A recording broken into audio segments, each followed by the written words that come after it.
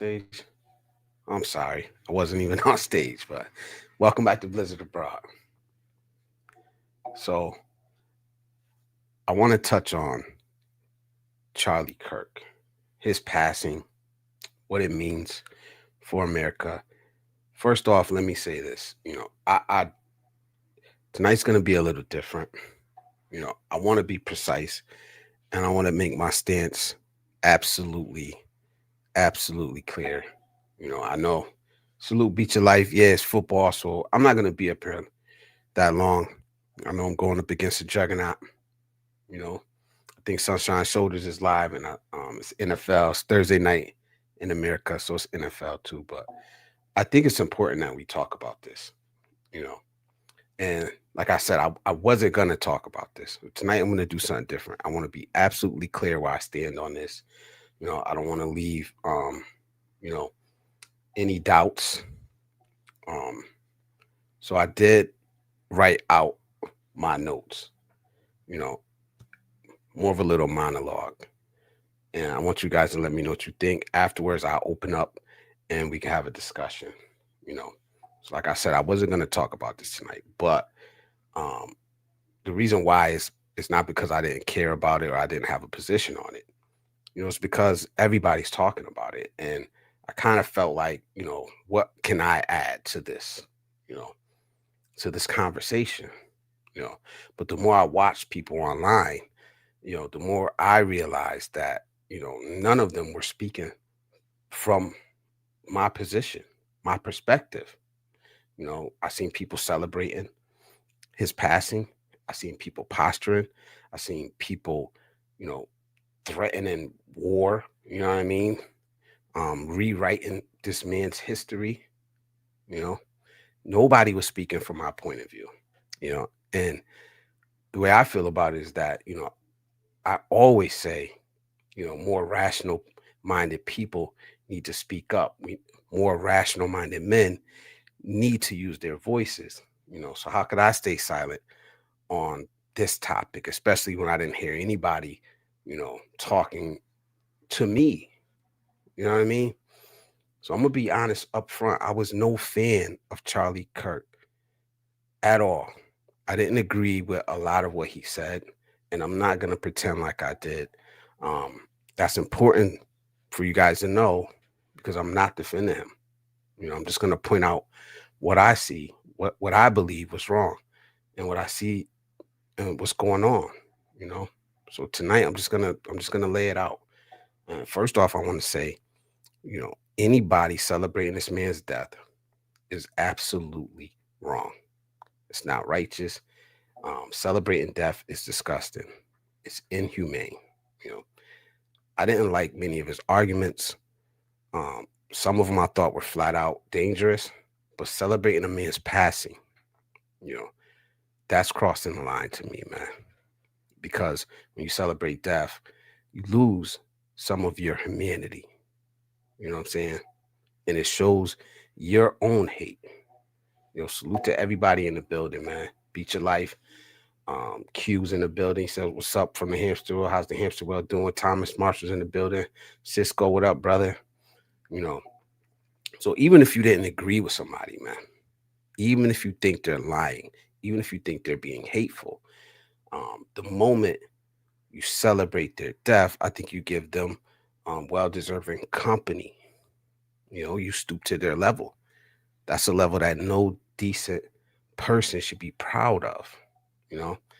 And I'll be honest with you, I'll tell you some of the things that this man stood for that I disagreed with, that I thought was wrong. You know what I mean? Let me get to my notes here, man. 'Cause like I said, I made some notes today because I wanted to come across like absolutely clear. You know what I'm saying? All right. He said that black women like Joy Reid, Michelle Obama, even Ketanji Brown Jackson, didn't have the brain process and power to be taken seriously. He said that, man. He said that these women um, had to steal positions from white people. I disagree with him about that. You know what I'm saying? as I mean, I'm a black man in America. I'm gonna disagree with that. You know what I'm saying? That's not a slip of the tongue. That's fear mongering. You know what I mean? Like it's not something that's not something to have a policy disagreement about, man. That's right out of the old racist playbooks. Let's be real about it, man. He said that. You can't deny that. You can't rewrite history about that, right? He said that when he gets on a plane and sees a black pilot, he prays that that black pilot is qualified enough. He said that out of his mouth. Can't rewrite history and act like he didn't say that, right? That's not a critique of DEI programs. That's saying that our competence is always in question, right? The context is we're talking about Charlie Kirk because it's all over the news here. And I understand one thing I want to point out, right, is that, you know, this is a big, big topic in America. And I understand that, you know, it may not be in other parts of the world because, you know, like I was in Icy Stream the other day and it came up and she was like, "Who's Charlie Kirk?" So let's keep that in mind. Um,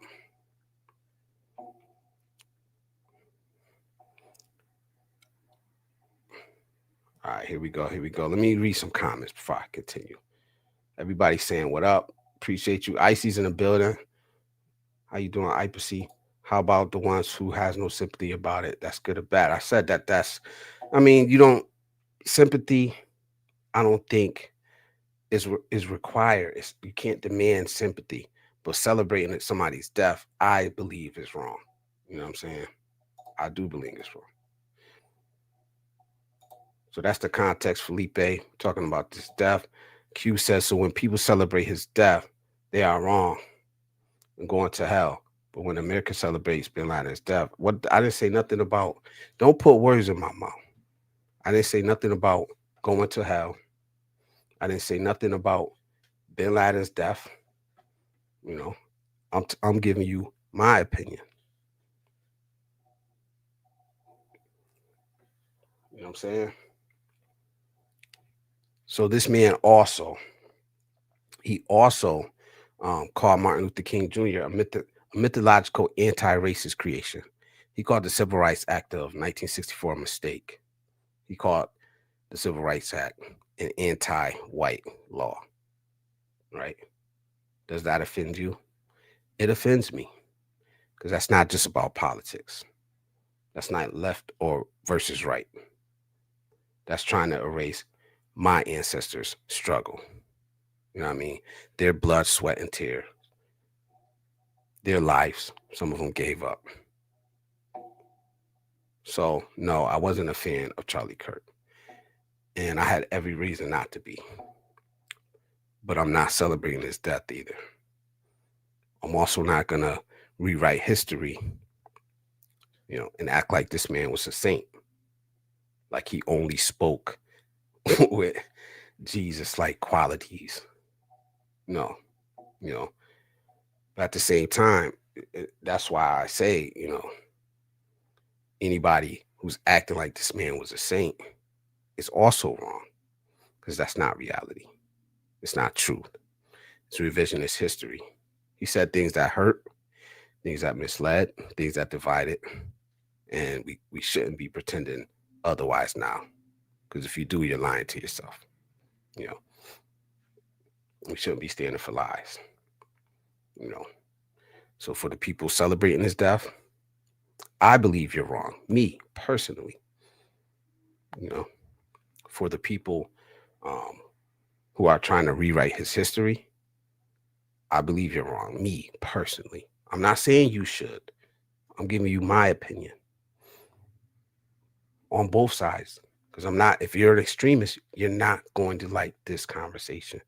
If you're an extremist, if you're somebody that tries to stay in the middle, tries to see both sides, like me, you know, you're tired of the extremists always having the loudest voices.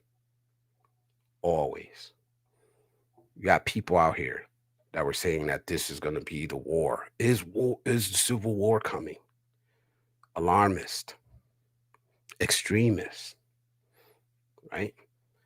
When we know that the people calling for this aren't going to do shit,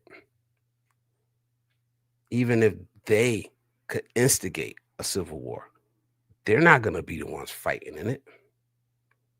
It's going to be people like me and you. It's going to be our children.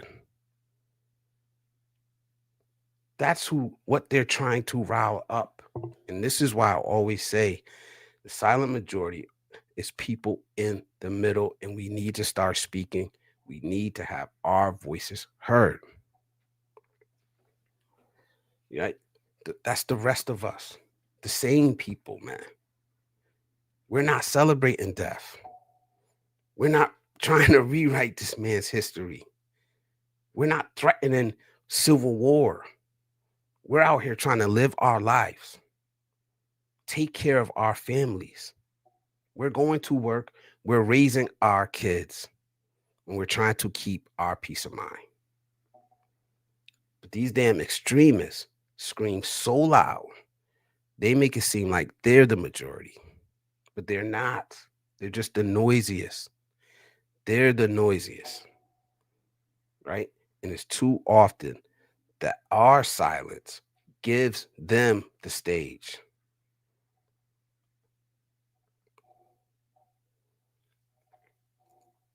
So I'll be real. I'm not a pacifist, right? I know violence exists. It always has, it always will.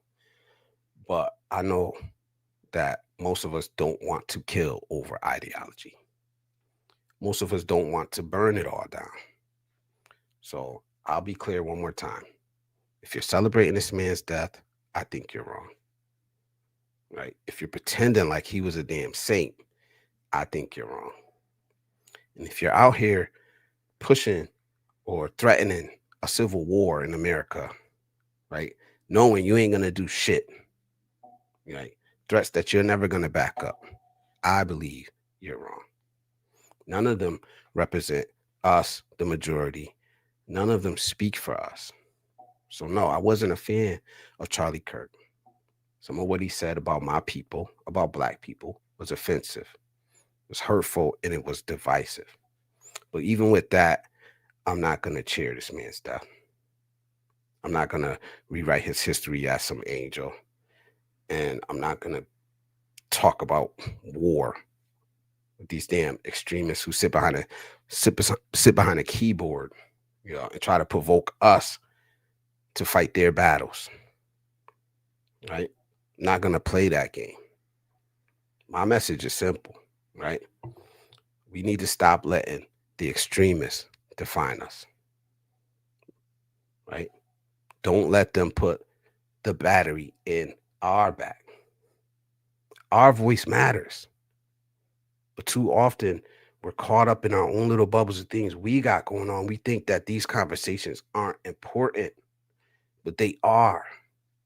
Because while we're up here scared to talk about politics, scared to talk about religion, right? People are, and they're the most hurtful voices. The ones talking about it, the ones who aren't scared to talk about it. Their message is getting told. Their message is getting pushed while we're getting shushed. The sensible people, the level-headed people, the people who can have a conversation without getting triggered, without attacking, right, the person we're having a conversation with. Let me see what you guys are saying in the chat. Come on, what up, brother? It's good to see you in here. Icy saying, what up? How's the hat, Felipe? I really didn't follow that guy, but I ain't crying over racist people. No, I'm not crying either, but I'm damn sure not going to celebrate. I'm not, man, because I think that, like I said, you give them company when hate is hate. I think wrong is wrong. Miss Wishy, what's going on? Ray, I think I probably went back over it by now. Yeah, I don't hate anybody, but racism and racist people. Yeah. He said, pass me the whiskey. Never, I'm a Christian as well, so I agree on some points, but I definitely didn't stand with some of the shit he said. Not at all. Not at all. Icy said, I just had a convo about this with my fellow Japanese. It's so weird to hear their opinions because in Asia, if a person doesn't understand about graces, is the opinions will be so different. I understand because it's a different culture. And I think in America, it means something totally different. It means something totally different, man. Religion, which for most part, if equivalent to Christianity, we don't have it here. It's hard enough for people here in the U.S. to understand the politics and the context of what's going on. Exactly, man. And a lot of people that I see out here, man, like I've been having a couple conversations, not a lot, about this. Um, a lot of people didn't even know who this man was, right? I know he had a huge following. And I was talking to somebody about this the other day. I said, yeah, oh, he was huge. He had a huge following. He was so influential. I said, all right, maybe he had a couple million. Just say he had a couple million subscribers. We live in America. There's over 300 and something million people here, 360 something million or something like that. All right. So if he had 2 million followers, man, how many more millions didn't follow him? Right. Right. So this is where we always end up. Is this a big deal? Yes, because it's getting talked about. It's getting talked about a lot. And the narratives that are being pushed from both sides. Like, we need to stop letting politicians control the narrative or put batteries in our backs. Because that's really what it is, man. We are the ones who have to act. Us. But far too often, I see blind loyalty to political parties. I had this conversation with my mom the other day, man. You know, because I vote any way I want to, red, blue, whoever I believe is going to do the best thing for me and my family. But the generation before me didn't do that. They voted blue, no matter what, straight down. I think nowadays we're at least having a conversation. Don't let these people lead you blindly. You are not their main concern. Their main concern is the people who put money in their pocket. So be careful who's talking, who you're listening to, right? Because we're the ones who are going to have to fight the wars. We're the ones, right? Let's not forget the toll and the cost um, that the Civil War wreaked upon the American people.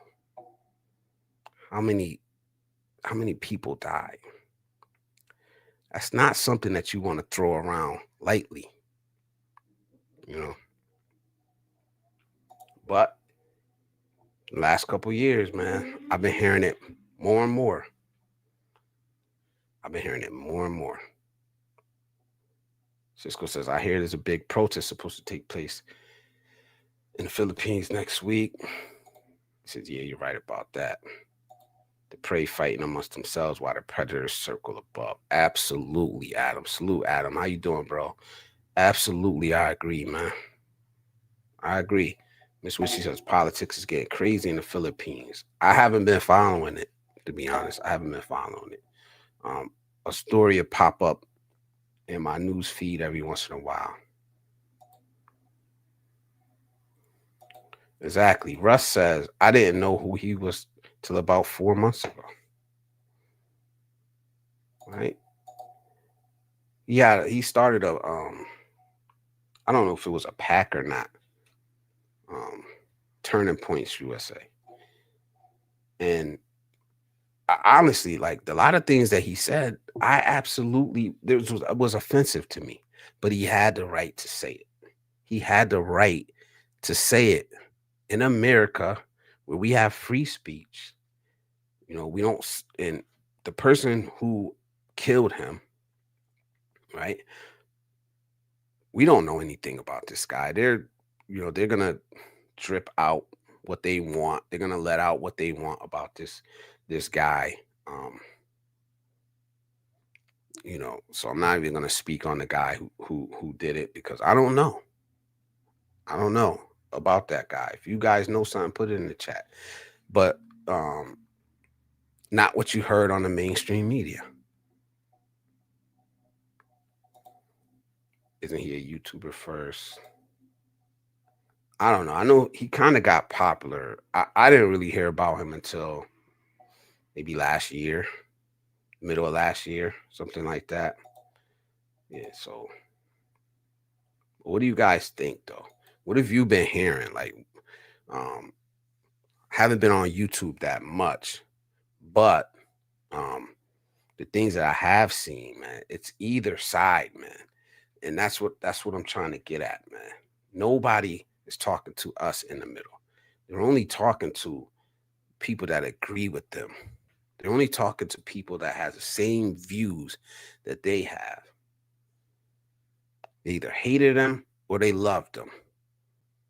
Who's speaking for us in the middle? If I don't even know if you guys are in the middle like me, right? Who say, I disagree with this guy vehemently on some things he said, but what happened to him shouldn't have happened. It shouldn't happen to anybody, right? Because look what I'm doing right now. I'm voicing my opinion. I'm speaking publicly, even though I'm not outside. I'm speaking publicly. If somebody doesn't like what I'm saying, do they have a right to kill me? They shouldn't. I mean, anybody could, I guess, but um, that's not where we want. It's not where we want to be in America, man. Anywhere in the world, not just America. If you have a problem with what somebody is saying, you make a better point, and then you get your voice out there. That's how we should be handling it, man. We're not in the dark ages anymore. Right? You don't need to shut somebody up permanently.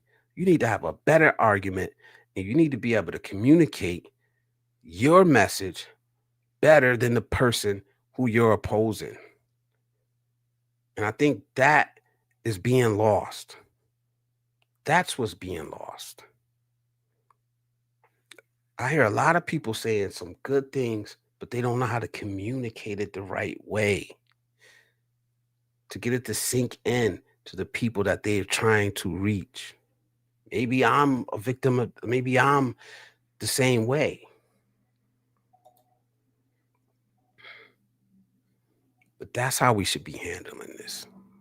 Not trying to shut somebody up, not trying to attack somebody for their views, for their ideas, right? If you can relay that message the right way, if you have a better point, if you're making more sense, right? Hone your communication skills and get the message across better. It's not always about arguing, being the loudest, shutting somebody up, attacking. Racism is gaining more traction than I've ever seen before. I'm seeing it more in some spaces. Like that's why I don't go to Twitter, because like I keep saying, Twitter's a free for all, man. I don't go there. I don't like what is coming.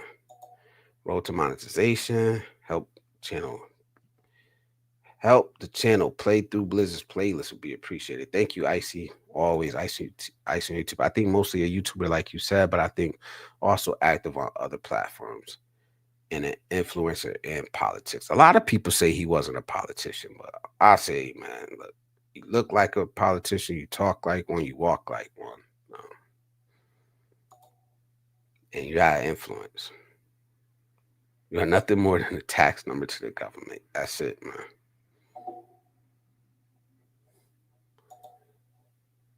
Lady Logan's in the building. Hello, how you doing?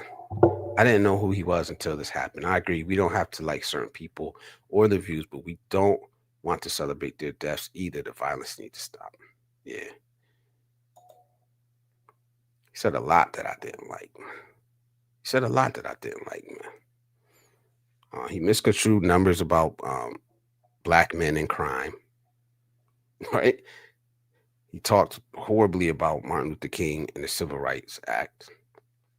He talked horribly about DEI. Like, I think he was smart enough to understand what DEI was. But some people, even when they know the facts, it doesn't sell. So he misconstrued it, man. Um, Talked bad about prominent black women, LGBT, right? And if people aren't smart enough, or we're just too lazy to fact check things that people say, a lot of things, ends up being taken as fact. So yeah, he said a lot that I didn't agree with. He says any qualifications or background rush just alter for the context. Some non-American to get it too if some will be here. Racism is oh AJ, what up, bro? My views, your world. What's going on, man? Racism is amplified in America based on what community you belong to or listen to the most. That could be the media you listen to, political affiliation, or your inner circle of friends. It is. It is. Like me on a personal level, I don't deal with racism, outright racism. I don't deal with it. Um, Now behind the scene, I don't know. Could I be dealing with it every day behind the scenes, hidden? Yes, but as far as like it being in our face, no. Like I don't deal with it at all. Can't remember the last time I dealt with the case of outright racism. So no, it's not something I see. Does that mean that I could be standing next to a racist person and not even understand of any color? All right. So just be clear about that. When we say racist, it doesn't equate to a white person. In my eyes, it doesn't. So let's be clear about that.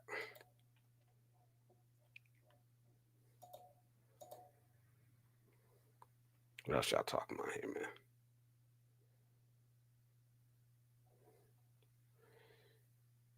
Uh, how's the vacation, AJ? Thomas Marshall says, "Did you find yourself hoping a black person to issue him?" Slightly, to be honest, slightly, yeah. But I kind of, if the if you're gonna do um, probability or percentages, um, I would say I kind of came probably like in my mind, it's like it's probably only like a 5% chance somebody black shot him. And I don't know why I thought that. It's just what I thought. That's just me being honest in my thoughts. I thought that there was it was very unlikely when it happened. You know what I mean? Because I was at work, and my manager actually showed it to me. He's like, "Yo, Charlie Kirk got shot," and then he showed me showed me the video. Excuse me, and I was like, "That's not real." I thought it was fake because, like, where do you see something horrible, that horrible? Um, and it was all over social media. I'm like, it wasn't censored. It was just out there, man. Like me personally, watching that video, um, I don't like seeing stuff like that, man. It's not something that should be out there. You know, I mean, I think they went. I think it's down now. I don't know if you can still see that video. That's something I only want to see one time. Um, I never want to see any. I if you get off on that, then something's wrong with you, man. And that's my opinion. If you can celebrate that happening to somebody, um, I think that's wrong. Icy says some people are pushed to their limits of their own sanity. Any thoughts? Not trying to make excuses for the person arrested. Just ask him. I don't know he what made him do that. You know what I'm saying? I don't know what made him do it. And I don't think he's talking from what I hear through the media. I don't think he's speaking about it or cooperating. You know, there's all type of rumors, and I try not to pay attention to the rumors or the rhetoric because what do we hear? Which even when they started coming out and saying it, I wasn't feeling it anyway. The first thing was, oh, it's the left, it's the left, it's the left. Like, oh, they're attacking us. Oh, they declared war. They killed Charlie Kirk. And I never try to react, the knee jerk. I always try to sit back and be like, all right, never believe what they first say because you just don't know, man. Especially in this era we're in, where nobody's gonna take their time to let the story develop. They have to be the first, first to report on this, first to react to this, and a lot of times they're just wrong. So all the politicians that were pushing, saying all the crazy shit they were saying, they were all wrong. I think, who knows who this kid, this young man, really is. Um, They say his family are like Trump supporters and stuff. So, like I said, eventually, I guess it'll all come out. Cisco says the battle of ideas can only work if the people listening are educated and engaged. Yes, and willing to actually hear what the other person is saying. You know, if they unalive Charlie for words, then it can be done to anyone who expresses themselves. But yeah, exactly. But it's been happening for years. It's been happening for years. Like um it's not act like this is the first act of political violence in America. It's been happening for years, since the beginning, even before, since the beginning of America, definitely. Um,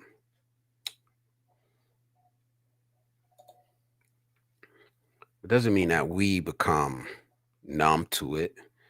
You know, we become desensitized to something like this happening. Like we've all seen some. Well, I can't say we all, but I know I've seen some crazy things happen in my life. Um, and I don't think I'll ever become sensitized. You know,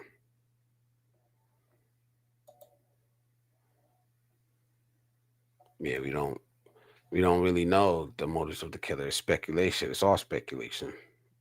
You know, absolutely. Russ says Icy on YouTube. There's a Wikipedia page about him and mentions a volunteer working on a person's Senate campaign when he was young.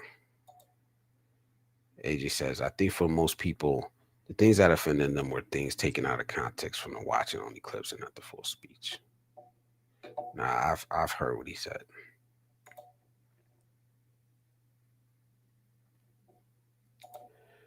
My pleasure.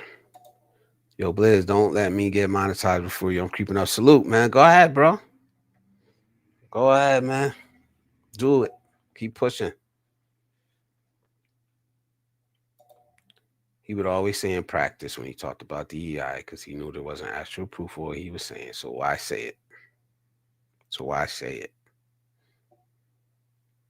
Why say it, man?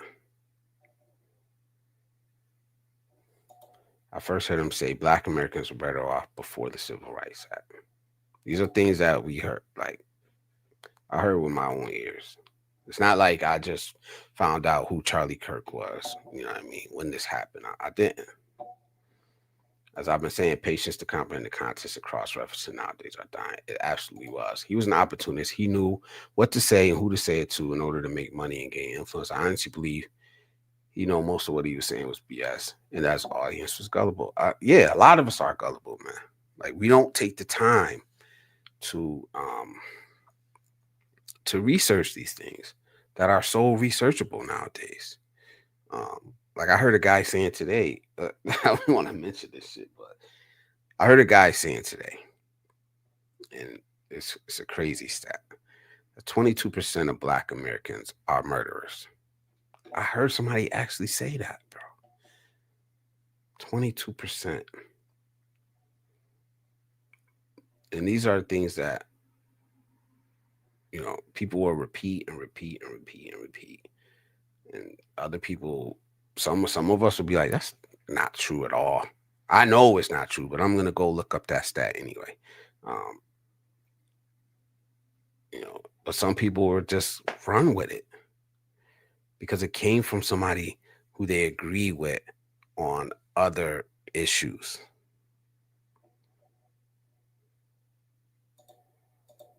CK wasn't too extreme, then maybe he would still be here. He was a bigot. So sellouts are real people. Yeah, man.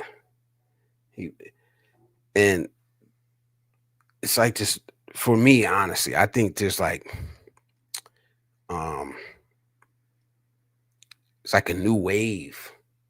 They're not outright gonna say it, man. The whole message is coded in dog whistles nowadays, man. And the people that hear it. The whole message is coded in dog whistles, man. So if you don't hear it, you're just not you're not tuned to the right frequency, man.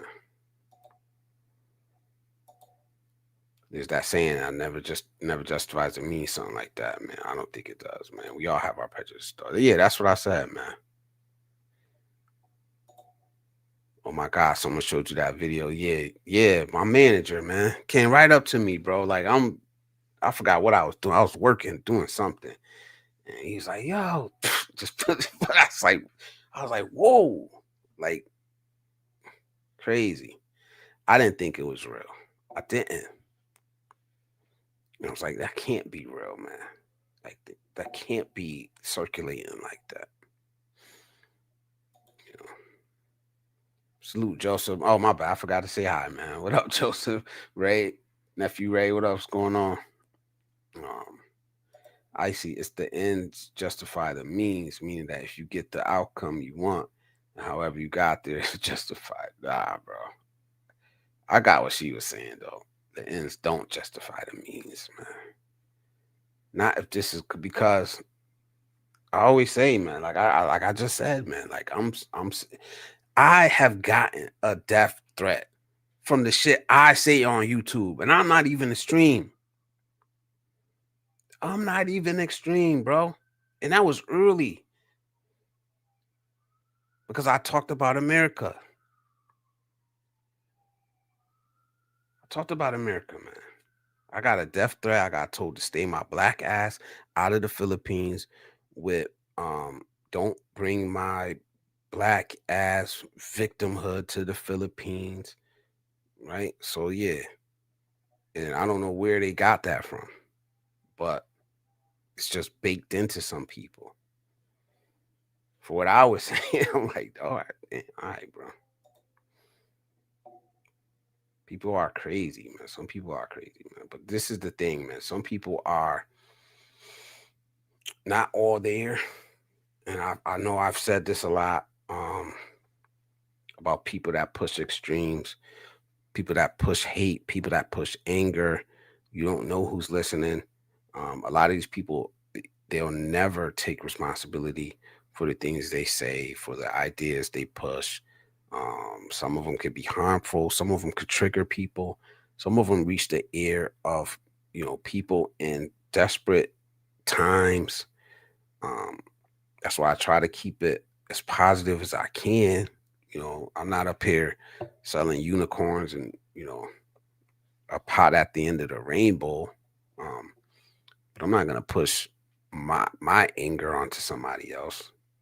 I'm not. Most of the time I try um, to listen, to give other people a platform to express their ideas. You know, I don't think I'm an authority on anything, man. I think we need to have more conversations, even about this, even right here. I guarantee you, um, that we can have this conversation without getting crazy, no matter what side you fall on. Salute to Joe from Cisco. We know the intentions of the person that did it will be lost in translation. Saving face is too real. Yeah, no matter what, each extremist side, because that's what they are, far left, far right, um, they're gonna spin it. I'm sorry, they're gonna spin it to suit their narrative. We know that's gonna happen. We've seen this play out um, over and over and over again.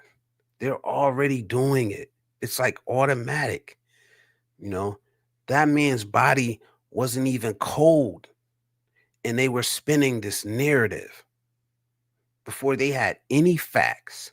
They were drumming up people, right? They were already seizing on the opportunity, on the shock that people felt, on the anger.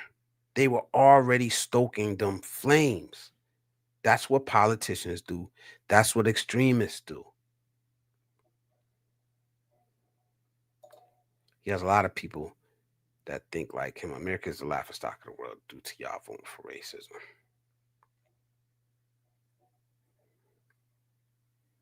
I don't personally think America is the laughing stock of the world. I don't.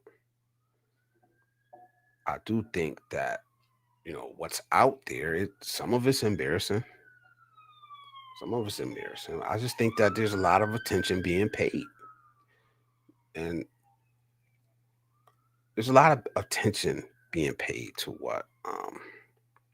what's going on in America and American politics, especially since Trump got in office. Um, I would say this though: there's problems all over the world, man. And I think where I come from, and my thinking is that I think a lot of y'all are very disappointed um, in America because y'all bought the dream. You know, when America told you that you can have it all, you believed them. Some of us didn't. Some of us knew that we were gonna, knew seeing America for what it really is and always has been. You know, um, so when America exceptionalism, I never bought that. I think the people that are the most disappointed in America, the most angry about what's going on in America, especially other Americans, are people who bought that damn dream, right? Those are the people who are so upset, so disenfranchised, because you bought the dream. You bought it. You thought America was going to give you something better than, I don't understand. Like, I hear people talking about the American dream. Why'd you buy it, man? You knew what America was. You grew up here. You knew what America was and what it's always been. You know what I'm saying? You know, they were never going to give you that dream. Can you work hard here? Yes.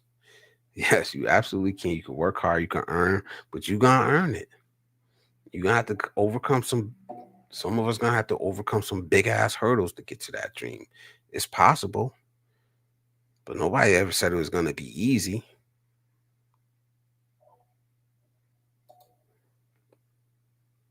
Joseph, oh, not you ask. Will it come out? We don't even know anything about the Trump shooter. Yeah, you're right. You're right. Maybe it will never come out.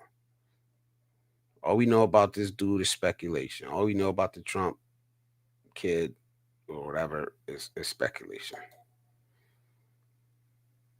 So no, that's good. No migraines. His family are Republicans and conservatives. Doesn't mean he was necessarily, but there are different stories about what his views are. I'm sure he'll say it sooner or later. So yeah,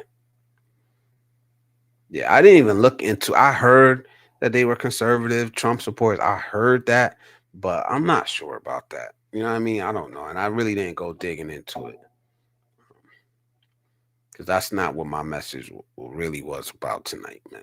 My message really was about these extremists on both sides and how they use every opportunity to widen the divisions between us regular, everyday, regular, common people, man, working people in America, man. You know, our voices to be the ones that matter, man. But we don't use them. We don't use them, man. So, salute, salute. He said he preparing for the trip to New York, man. You say he'll be in Japan soon enough. Yes, make that happen, man. Make that happen, Joseph. Yeah. The things he said were the kind of things that can convince ignorant people, not dumb, ignorant to history, sociology, economics, politics. Yep. It's not a dog whistle anymore. It's a bullhorn. Yeah, it is, man. I get what you're saying, man. Thomas. It's crazy, man. But people, oh, Frank Tate, Mr. Tate, how you doing, bro? Good to see you in here. It's absolutely um these conversations are needed. Because like I said, man, I didn't agree with this Charlie Kirk. I really didn't, man. I thought he was wrong on so many issues. But I hear people defending him. Um, and that's your right to do. That's your right to do, man. You know what I mean? Um, just like Joseph right here, man. I kind of accidentally saw it. It was horrific. Yeah, it was. R.P. Charlie Kirk, a good man, bashing the freedom of speech. That's what makes America great. Our ability to freely think and express our thoughts without threat of government violence. That's what free speech is, man. You told me what? Oh, early, bro. I got an email, bro. That's what made me kind of change where I send my emails from. That made me do the Blizzard Abroad at Gmail so I could get it going to that one, and you know, cause like I said, I can handle that though, cause it's not credible. I don't know. It's not like credible, man. You ain't gonna really do it. You can't keep me out the Philippines. Like, who are you? You know, maybe the person wasn't even in the Philippines. You know, you never know with these people, man. But that was like one of my probably like my fifth or sixth upload to YouTube. I think he definitely understood the hot take culture. Now it's fucked up that he did it with race takes, but at the same time, the world is too sensitive to just talk about uncomfortable conversations.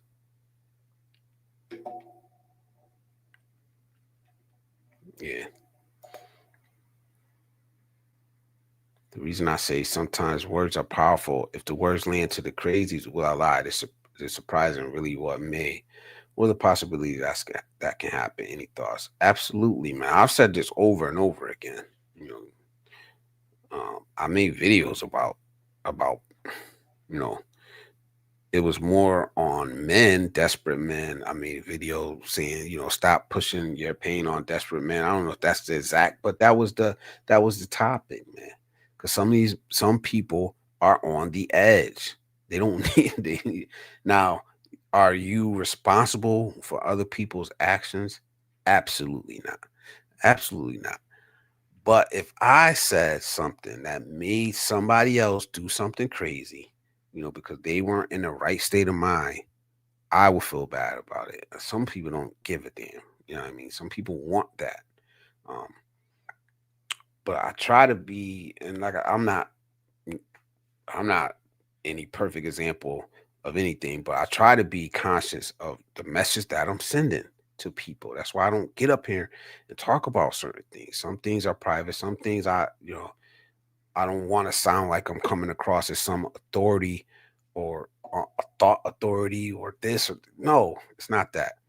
Um, Joseph just said that this man was a bastion of free speech. Absolutely right. Was he a great man? I don't know. I didn't know him. I don't know what he thought behind it. I don't know what he thought um, in private. I don't think any of us here does. You know, But that's why I really don't hold a lot of people up to that high of a standard, or that high, put anybody on a pedestal. No, you don't know what these people really think. You know what you hear them say.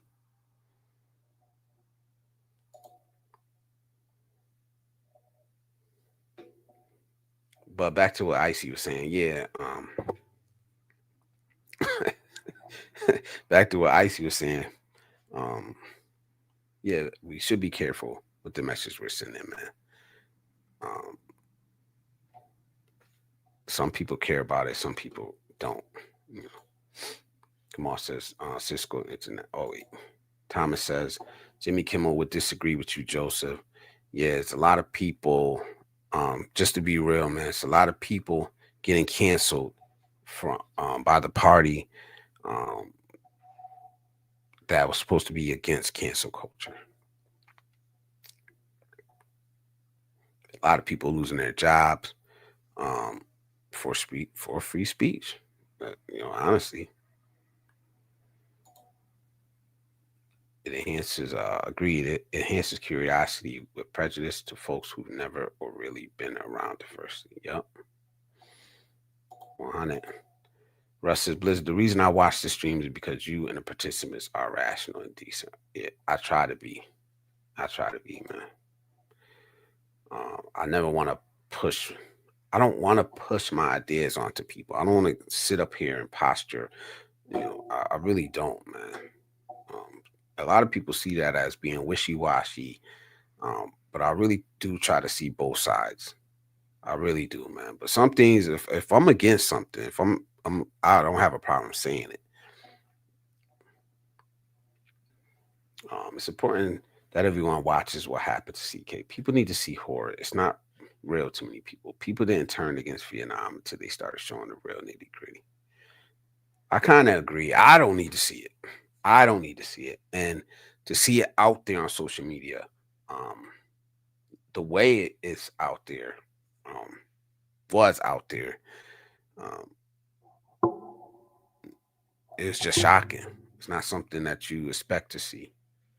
That I didn't expect to see that. You know, not just the way it. I don't know. I don't. I just really didn't expect to see it like that. Him, the bullet, connecting, and the aftermath, the blood, and all that stuff. Like, am I included in that? Yes, absolutely. Yeah, he's absolutely, man. Did you hear some guy was arrested for stomping on his grill? Wow. Yeah, man. Yeah. Cisco International. Do what? No, telling people they need to be traumatized unnecessarily is also cruel and inhumane. Show the footage to your grandchildren and tell us how when have a watch party with your family and friends. Tell me how that works. I'm curious. Yeah. I don't think not like if somebody wants to go see it, yeah. But just having it like pop up in your stream, um, yeah, I don't know. Or having somebody shove that in your face, like when you're unaware of, what's going on. Um, Me personally, I don't need to be reminded of that. I don't need to see it. But he says very necessary, Joseph. People need to understand the stakes of the game that's being played. No one said anything about showing it. Why pick our children? Don't worry, Paulo, and come up for Joseph. Unfortunately, we are all surrounded by violence every day. Yeah, we live in America, man. We live in America. America's a violent place. We live um, in a violent world. Period. You know what I mean?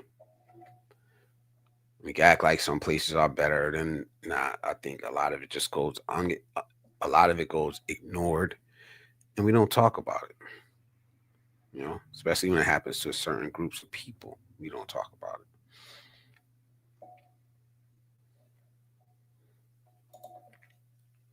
Not there, people too. I guess kids are often missed, but it's cool to suggest inflict the trauma on the dogs. Combat vets will not even suggest such a thing. Yeah, man. Frank Tate says there has only been 2 black snipers in my lifetime. I knew it was not us. That is their way to delete people. Who's the two? The DC Malvo and what's it? Muhammad and the DC sniper. This is America, icy, very violent country. We could learn a lesson or two from the Japanese. I don't know, man. Like, I, I, I don't know. I'm not gonna speak. It's got to be violence happening in Japan too, though. Like, there's no violence in Japan.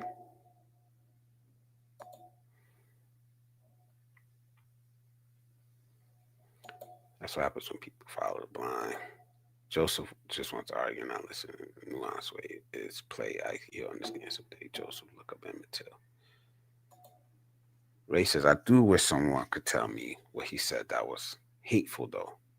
Talked about tension versus outcome. How do we know he said things to be hateful? I think you're gonna hear what he says through your own lens. You know what I mean? I'm gonna hear it through a different lens because I've lived a different life than you do. You know what I mean? Um, I have different experiences. Like I see it clearly. I don't have to think about if the things he said was offensive to me. They were absolutely.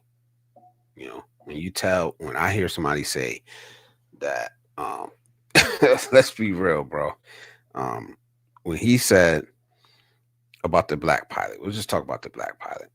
Um, if he gets on a plane with a black pilot, he's automatically gonna think he's gonna pray that that black pilot is qualified. Now, what was his intention to say that? You know, like what was the outcome? Was it right or wrong? Depends who hears it and how they take it, I guess. In today's world, where I'm from, my thinking on that is that that's wrong to say. It's wrong to say, and it's wrong to paint DEI in that light because that has nothing to do with DEI. Black people could get hired without DEI, right? You know what I mean? Black people were flying planes before DEI um, existed. The thought of DEI existed. Um, were we asking black fighter pilots if they're qualified? When they're risking their lives defending America in every war that's ever been fought. You know, like so it may not offend you. Like I'm not a person that walks around with my guard up, ready to be offended. But when I hear something um, uh, that's offensive, I usually take offense to it. The reason we need to have standards for certain positions and qualifications for someone who's fit for the job. I said fit, absolutely. No argument to the differences among the truth to show the images Kirk's family did not choose to have his death publicly brought. Yeah, I couldn't imagine that, bro. Like I said, man, we all speak publicly. Let's be real, man. Joseph, you don't have a channel where you broadcast, but you come up here and you speak publicly. You don't deserve, and you may say things that I disagree with. I would hate. Um, I would hate for anybody to do anything to anybody just for the words that come out of their mouth, man. Don't Q says, I know I'm behind in the chat, guys. I'm way behind, man. Q says, don't worry about the haters, bro. As long as you check in with me, you are welcome to come. I ain't checking in with nobody, bro. Do you ever hear him speak? You might want to watch his videos for a while. I think he watched his videos, man. But like I said, different lens. Maybe it's just different lens. Yeah, it is. I agree, man. Why do I feel like icy is? Yeah, man. Yeah, he did call George Floyd a scumbag. He did. How about accountability as to what's to come because of the cause and effect in this context? Any thoughts, Joseph? She talking to you, bro. There are just some things that I will not say and do to make money. Kirk did, yeah. I agree, man. I agree. Um, I don't broadcast like even up here, man. I don't always I don't hide it. Um, but there's plenty of topics I could come up here. I could make videos about um that will probably push this channel further. I could. I choose not to. I choose not to.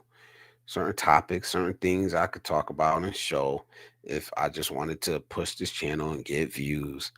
You know what I mean? I could be like some other people who just talk bad about America, who just talk about Western women and all this stuff. That's gonna get views, especially in today's climate. I choose not to. I choose not to do it. You know what I mean? And that's my choice.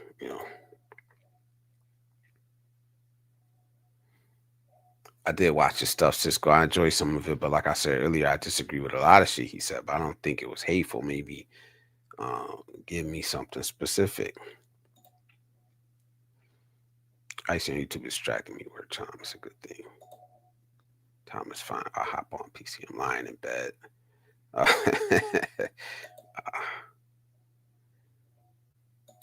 saying he wonders if black people are competent when he sees them as pilots. That black women are stupid and only get jobs because of DI. There's so much I can't even write it all here. I agree with Cisco. I mentioned all that earlier. The things he said, man. And this is why I said it's a dog whistle because we all don't recognize it. You may not think that's hateful.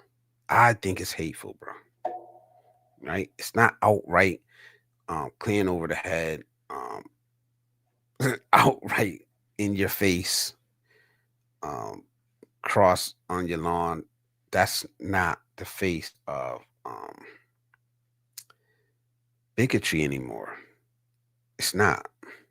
You know, it's more nuanced. MLK knew the rest too. Trump knew the rest and survived. That's the nature of speaking your truth. Kirk knew the rest too. Yes. I believe they all did know the rest. Um, it's sad world we live in, man. I'm not gonna say just America because it doesn't just happen in America.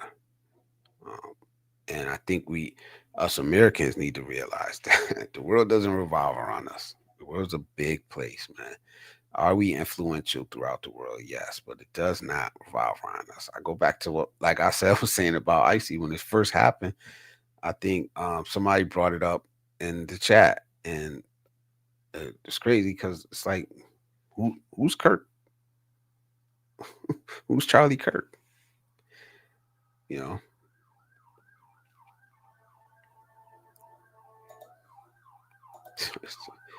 I wonder if I spell it correct. I know what it is. You two, never mind. That's why you want worms out. Okay, okay, okay. Yes, please. This guy wasn't part of government, but they're making him out to be some kind of hero. Hero to who? Hero to his followers only. Um, I don't agree with that. Giving him all these tributes. Like I said, man, I'm not gonna act like this dude was some saint, man. He wasn't. Not in my eyes. And if he was in your eyes, that's fine. I'm not gonna try to argue you out of believing what you believe, man. All I could do is speak my opinion, my views. That's all I could do, man. I'm not trying to argue nobody into agreeing with me or seeing things the way that I see. I'm just gonna tell you how I feel about it. I'm just gonna make sure you hear my voice. If you want to click off of it, click off of it. But I think um, people need to share this, even though I disagreed with him. I believe the people celebrating his death are absolutely fucking wrong. Absolutely. I also believe the people making him out to be some kind of great American hero are absolutely wrong. Also, right? I believe that the extremists, the people who are ginning this up for political gain, or any other type of gain, monetary, um, are wrong. They're wrong. But we keep giving them the stage, right? He's not no martyr. My bad. I looked at the, I looked at the, I'll be having YouTube on this side. I'll be sometimes I'll look at it come up and there's like a delay. Uh, yeah, so they flew the flag out half staff. Yeah, I don't. He didn't deserve that, man. He didn't deserve it, man. To be honest, I've seen so much I just don't want to see anymore. This is one of the reasons why I left USA. But I mean, Mr. Tate, have you? A lot of people leave the United States, but then, and I'm not saying you, but then they spend. I see it all the time. Um, they leave the U.S., but then they spend a lot of damn time focusing on what's going on in the U.S. Um, and like I was watching one guy, and he spends a lot of time talking every day. He damn near uploads something bad about the U.S. Um, and I'm like, damn, I left the matrix. No, you didn't leave the matrix. You're still in the matrix because every day, multiple times a day, you're uploading something about America, something bad. You're still very very much in the matrix, bro. If you want to say America's the matrix. And I'm not saying you, Mr. Tate, but I just see that a lot. I see it a lot. Nowhere near America because guns aren't in. Yeah. Oh, about the violence. No, I agree. You nice massage. What the hell, Joseph? Save that for members only, man. Yes, she is.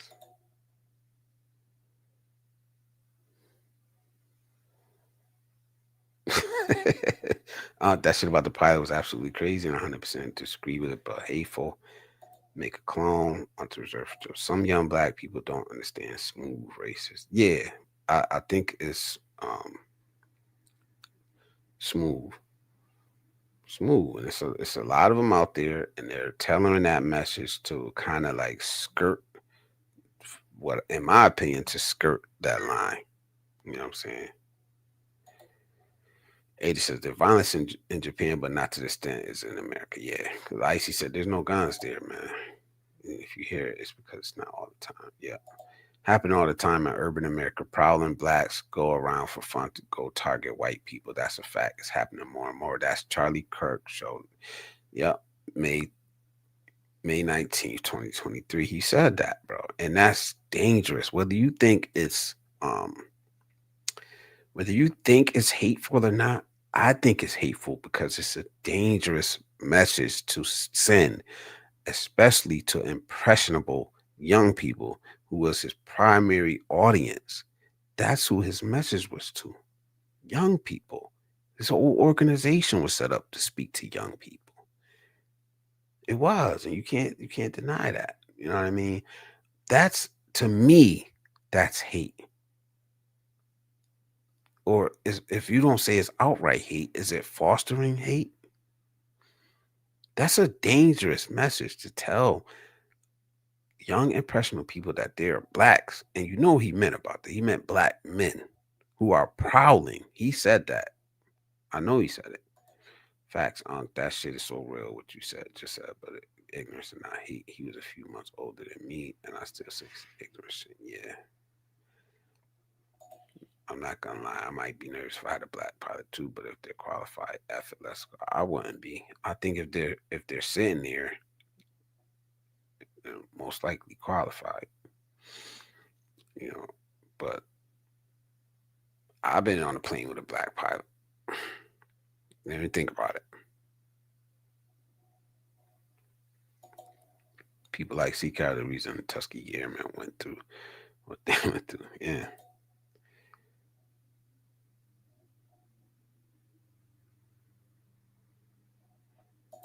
His views was people should be hired based on merit and not race. When you add quotas for race to the hiring process, the most qualified isn't getting hired. But when, see, this is the type of conversation I'm talking about. Like I said, I'm not going to try to push my views on you.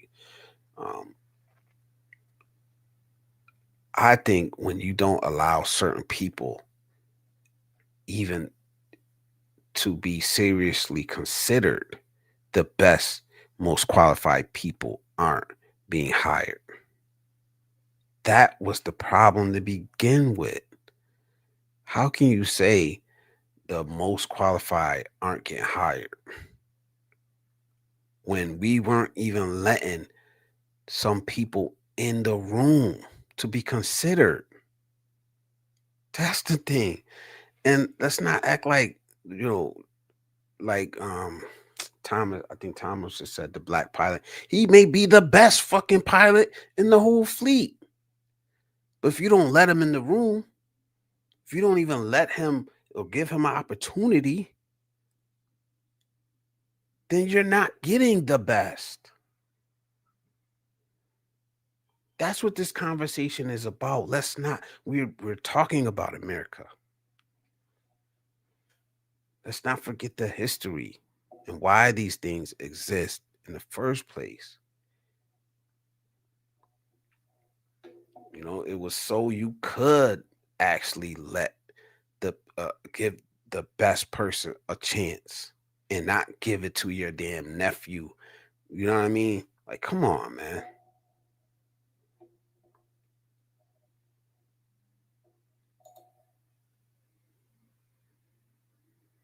Cisco, I keep thinking of the brand CK in your sentences. I need coffee, Joseph. Can I have coffee? If I'm dealing with somebody in customer service, oh, he's quoting. These are quotes. Um, Ross, what's up? Uh, If, if I'm dealing with somebody in customer service who's a moronic black woman, I wonder if she's there because of her excellence or she is there because of affirmative action. Quote unquote. Charlie Kirk show.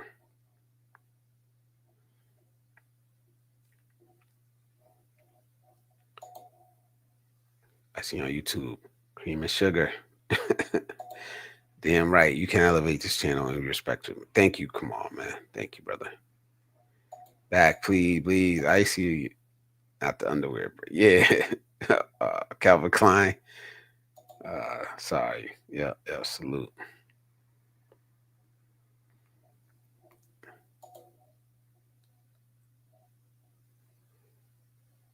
Joseph, Joseph, Joseph. One of the problems is no one says when they see a white pilot, they wonder if the pilot on the job because of racial favoritism. Yeah, it's like one way, man, but you know, that's the problem.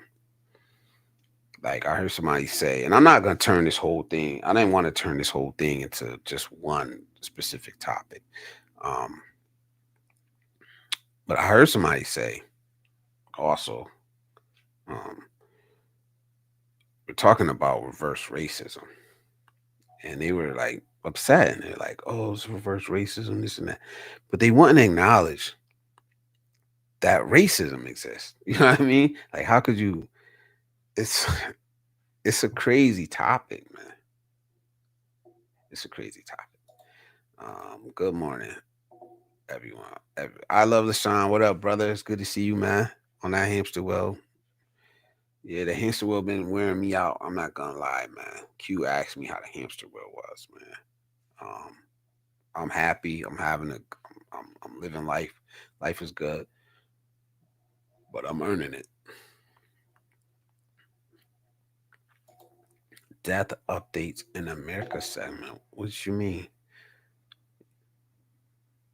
Ron Lawson's in the building. What up, man? What's going on? It's good to see you in here, man.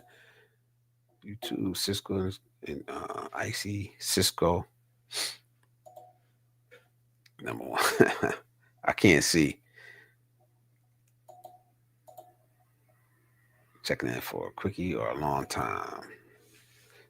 Ray says, not a saint, but he is a martyr. Somebody killed him speaking his mind. That makes him a martyr. Now, I don't think that makes him a martyr. Nope. I disagree.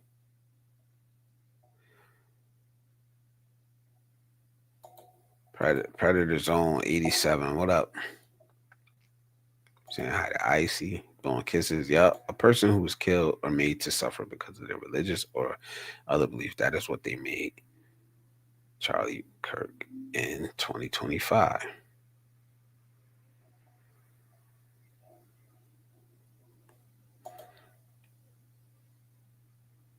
It's like carrying a bag. It sounds like Blizz, if that's the case. Yeah. Things are crazy all over the world. It's not just America. They have crazy shit going on in the Philippines too. Yeah, they do. But there's some vloggers. Let's be real. Some vloggers in the Philippines who won't say shit about that. They're not gonna. They'll tell you what's going on in America. How so horrible over here. They will touch it. They won't touch it, bro. They won't say anything, man. That's why I appreciate Alex's channel. What's Asia Now? He's got that new channel. Asia Now. He actually talks about stuff that goes on in different parts of the world. In Asia, Asia Now. You're good, bro. He said you good, man. Hey, Blizzard, they never lowered the flag for the elected officials in Minnesota that were killed. No, they didn't. They didn't because they weren't on the same side of the aisle. The truth is also that words do cause harm. Some might want to deny it, but it's true. It's absolutely true. Words mean something, man. You act like it doesn't, but it does, man. Very influential. We see it. Like nobody's making these people do a lot of things they're doing, but they're being indoctrinated through words. Through words. Impressionable minds out here. The people who are not playing with a full deck. We're so emotionally charged that who knows what it's going to take to set somebody off nowadays. You don't know, man. It doesn't mean we stop speaking. You guys need a room. I see. Yeah, they do, man. They need a room. Words do have power and could cause great harm. I believe that, man. He knew the words. He knew the words and what they do to people. That's why he was a dangerous person. Thomas, you always I mean, what does that do? People need to see how George Wallace went from outright racist to a smooth racist once he wanted to run for president before he got popped. Yeah, he changed. He changed. He had to change his message. I'm not. I don't know everything about George Wallace, but I do know that is that when he went to run for president, he smoothed that shit out. You know.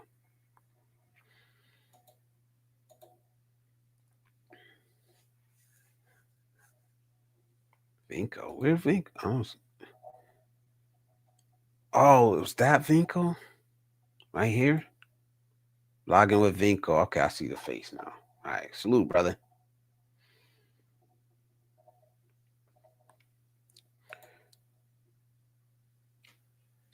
Cisco says, was he dangerous? Who?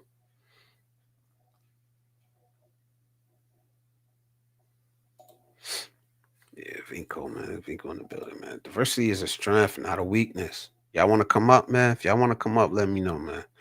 I said I wasn't gonna stay up here that long tonight. I knew I was up against football. I don't know when that's going off, but um, I got a busy day tomorrow. I'll stay up here a couple hours or until y'all get tired of talking about this. People used to be more politically correct. Now the gloves are off. Yeah, I was talking to my mom about that too. I said, yo, I remember the day where, the politicians, man, it was more performative. The difference is in public, they would say one thing and they would act like they were opposed to each other. Then they go eat lunch together. They go have a drink together. That's what politics used to be. It was wrong back. I didn't agree with that shit either. But to take it to this extreme, man, where these politicians, man, they really, I guess some of them still do it, but a lot of them, they're so opposed, like they hate each other, man. You know, and they want us to hate each other too. We can't keep falling for it, man. Now, I may be talking to, I don't know, man. I may be talking to a brick wall with this middle of the road message, man. But I believe that most of us are here in the middle of the road, man. We're not gonna swing that far, left or right. I'm not gonna hate my neighbor because he voted for somebody that I didn't want him to vote for, or because um, I'm not gonna stop talking to my nephew because he believes, or I'm not gonna say he believed it, but because he um admired Charlie Kirk in some type of way.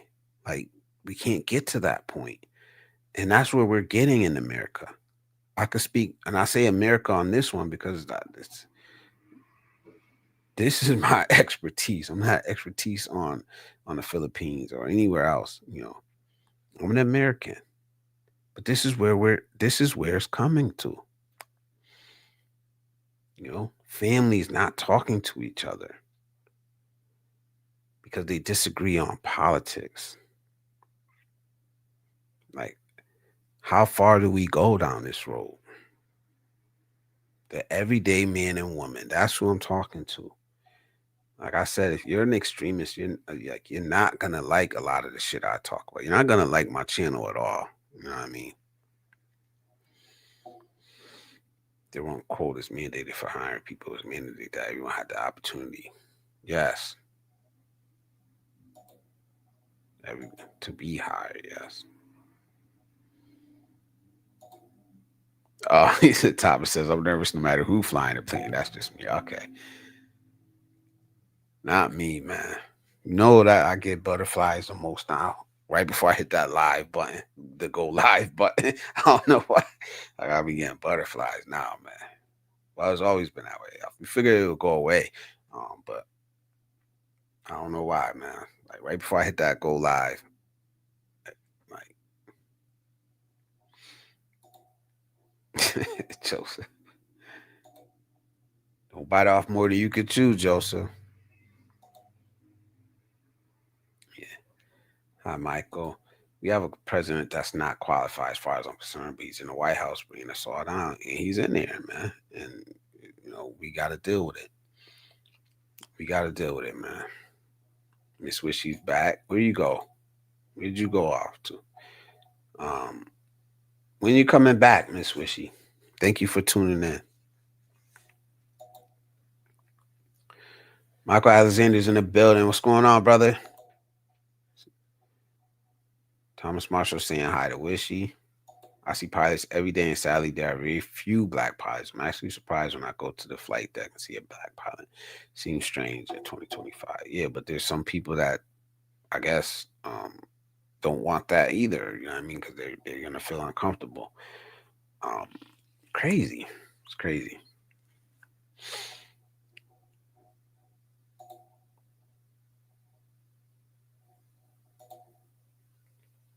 You and I both know what it would be if you were both in the same place. So I don't know.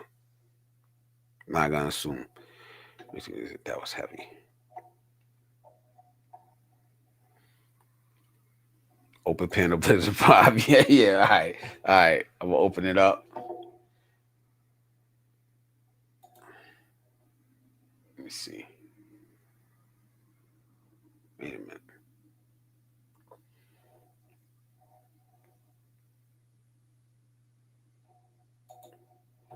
Damn, been so long. I forgot how to use StreamYard. Here we go.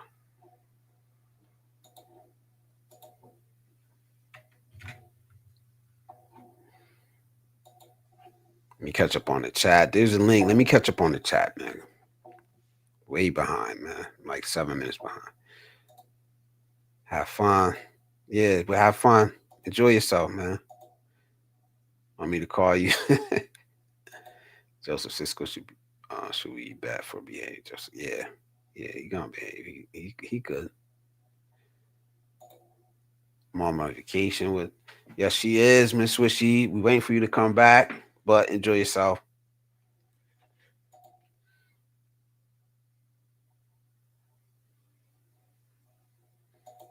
George Wallace was also shot. Politicians will polish their words to try to appease everyone. Now we're too divided for that to work. Yeah, yeah, they absolutely would. I mean, they would try to play both sides. But like I said, I think like it would be more grandstanding. Their actual differences, acting like they don't like each other, but then they get together behind the scenes like lawyers do nowadays, man. The judges and all that shit, they all know each other. They all work together. Cisco's in the building. I'm gonna bring you up, brother. What's going on, Blizzard? How you doing, man? Man, good, good. Yeah, crazy world we live in, man. Yeah, man. Like I'm trying to say, man. Like, did he deserve it? What happened to him? No, I don't. I don't believe so. Was it a possibility for the positions he took and speaking publicly? Yeah, I guess it is for all of us, for any of us that speak publicly. But just remember, like you're speaking publicly now. I'm speaking publicly. Joseph's gonna come up here. Joseph, you're up. He's speaking publicly, man. Somebody could disagree with us, man, and we don't deserve that, man. We don't, man. No matter what we're talking about, um, I don't. I don't think. I don't think we do, man. What you think? I mean, there's a certain line you gotta. They, it's hard to say where that line is sometimes, but there's a line that you cross where, I'm sorry, and I'm not talking about Charlie Kirk, but in people in general, there's things that you can say that incite other people to do things that are violent. And you can make the case that, somebody who uses their words to incite other people to do violent things, you know, yeah, they do deserve, you know, things to happen to them because they are the cause of a lot of what's, being done that's violent. And like I said, I'm not talking about Charlie Kirk, but I'm sure there's plenty of people out there who believe that the things that he was saying were inciting violence. That it was inciting, a lot of hatred amongst people that eventually would result in violence. So, I mean, you could make that argument. Like I said earlier, I mean, look at Charles Manson. Charles Manson he never killed anybody. Charles Manson was not a murderer, but the things that he was saying, he influenced people who went out and committed grisly, heinous murders, and he ended up in prison for the rest of his life till he died. So is Charles Manson somebody that you believe should have been killed? I mean, Adolf Hitler, for all we know, Adolf Hitler never personally killed people. But does Adolf Hitler deserve to die? So I mean, those are some extreme examples. And Charlie Kirk was no Extreme. Adolf Hitler or Yeah, no Charles Manson, right? But you know, like I said, there's a line that you cross at some point where the argument can be made. If you are causing violence by the things you're saying or the things that you're doing, at what point, should somebody stop you? And me personally, I don't believe that it was warranted in this case.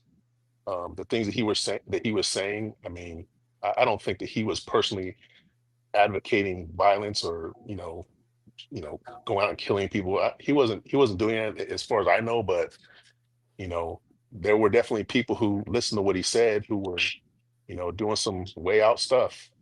So I just don't think it was warranted in this case. But again, like you said, it's just going to depend on what lens you're looking at it through. I agree. I agree. Thanks for coming up, Joseph. Thanks for coming up, brother. You wanna share on this topic, man? Is my mic good? You good, bro? That better than normal. Oh, cool. Yeah. That's like hit and miss sometimes, I guess. Oh shit. There you go. Um, Now go ahead. I mean, his views, some of them I agree with, some of them I didn't. Um, Trump, some of the views I agree with, some of them I don't. Biden, some of the views I agree with, some, and on and on. Doesn't matter. what their political affiliation is. For me, there's always going to be something that makes me go, like I can recognize Trump as a bias. He's a billionaire, right? There's only a certain level of understanding he's going to have for people who are not billionaires. For Charlie Kirk, he was a white dude.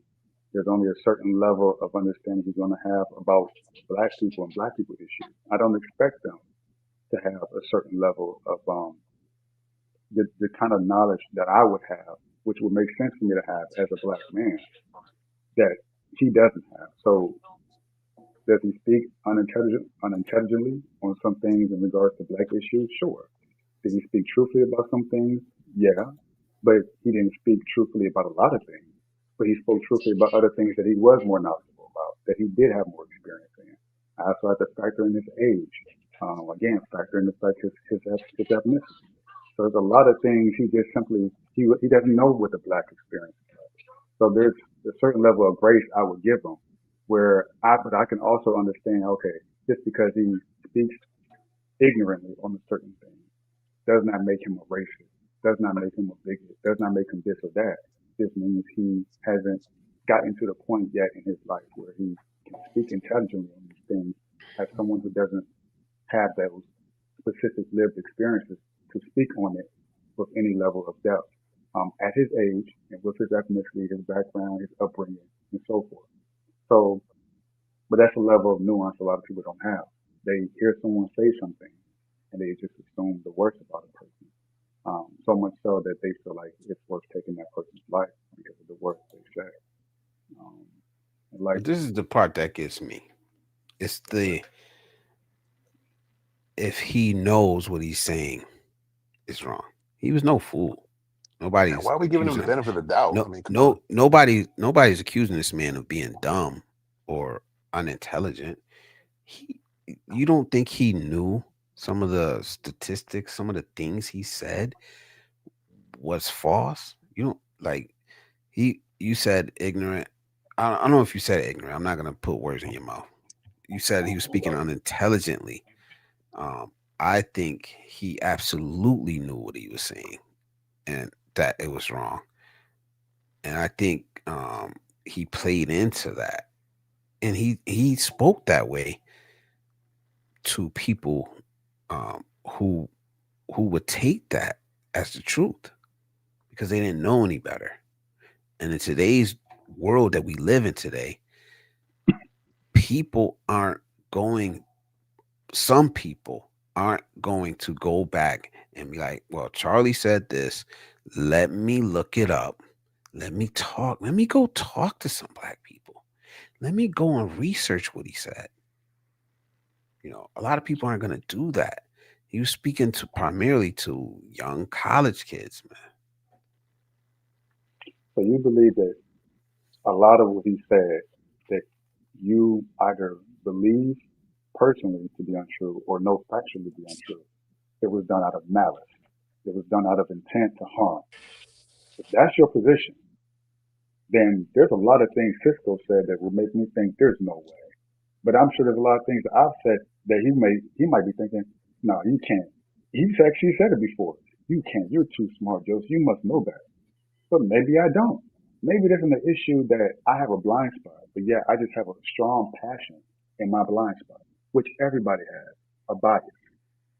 And just because he's intelligent doesn't mean he doesn't have his blind spot. Just because he has statistics in front of him, like I've had, doesn't mean it's going to be shaped and colored a certain way. There's a reason why you have 1,000 different sects in Christianity, even though you have one Bible. So Yes, everyone has a it's this blind thing called being same what we thing. call It's called being human. being loud and wrong.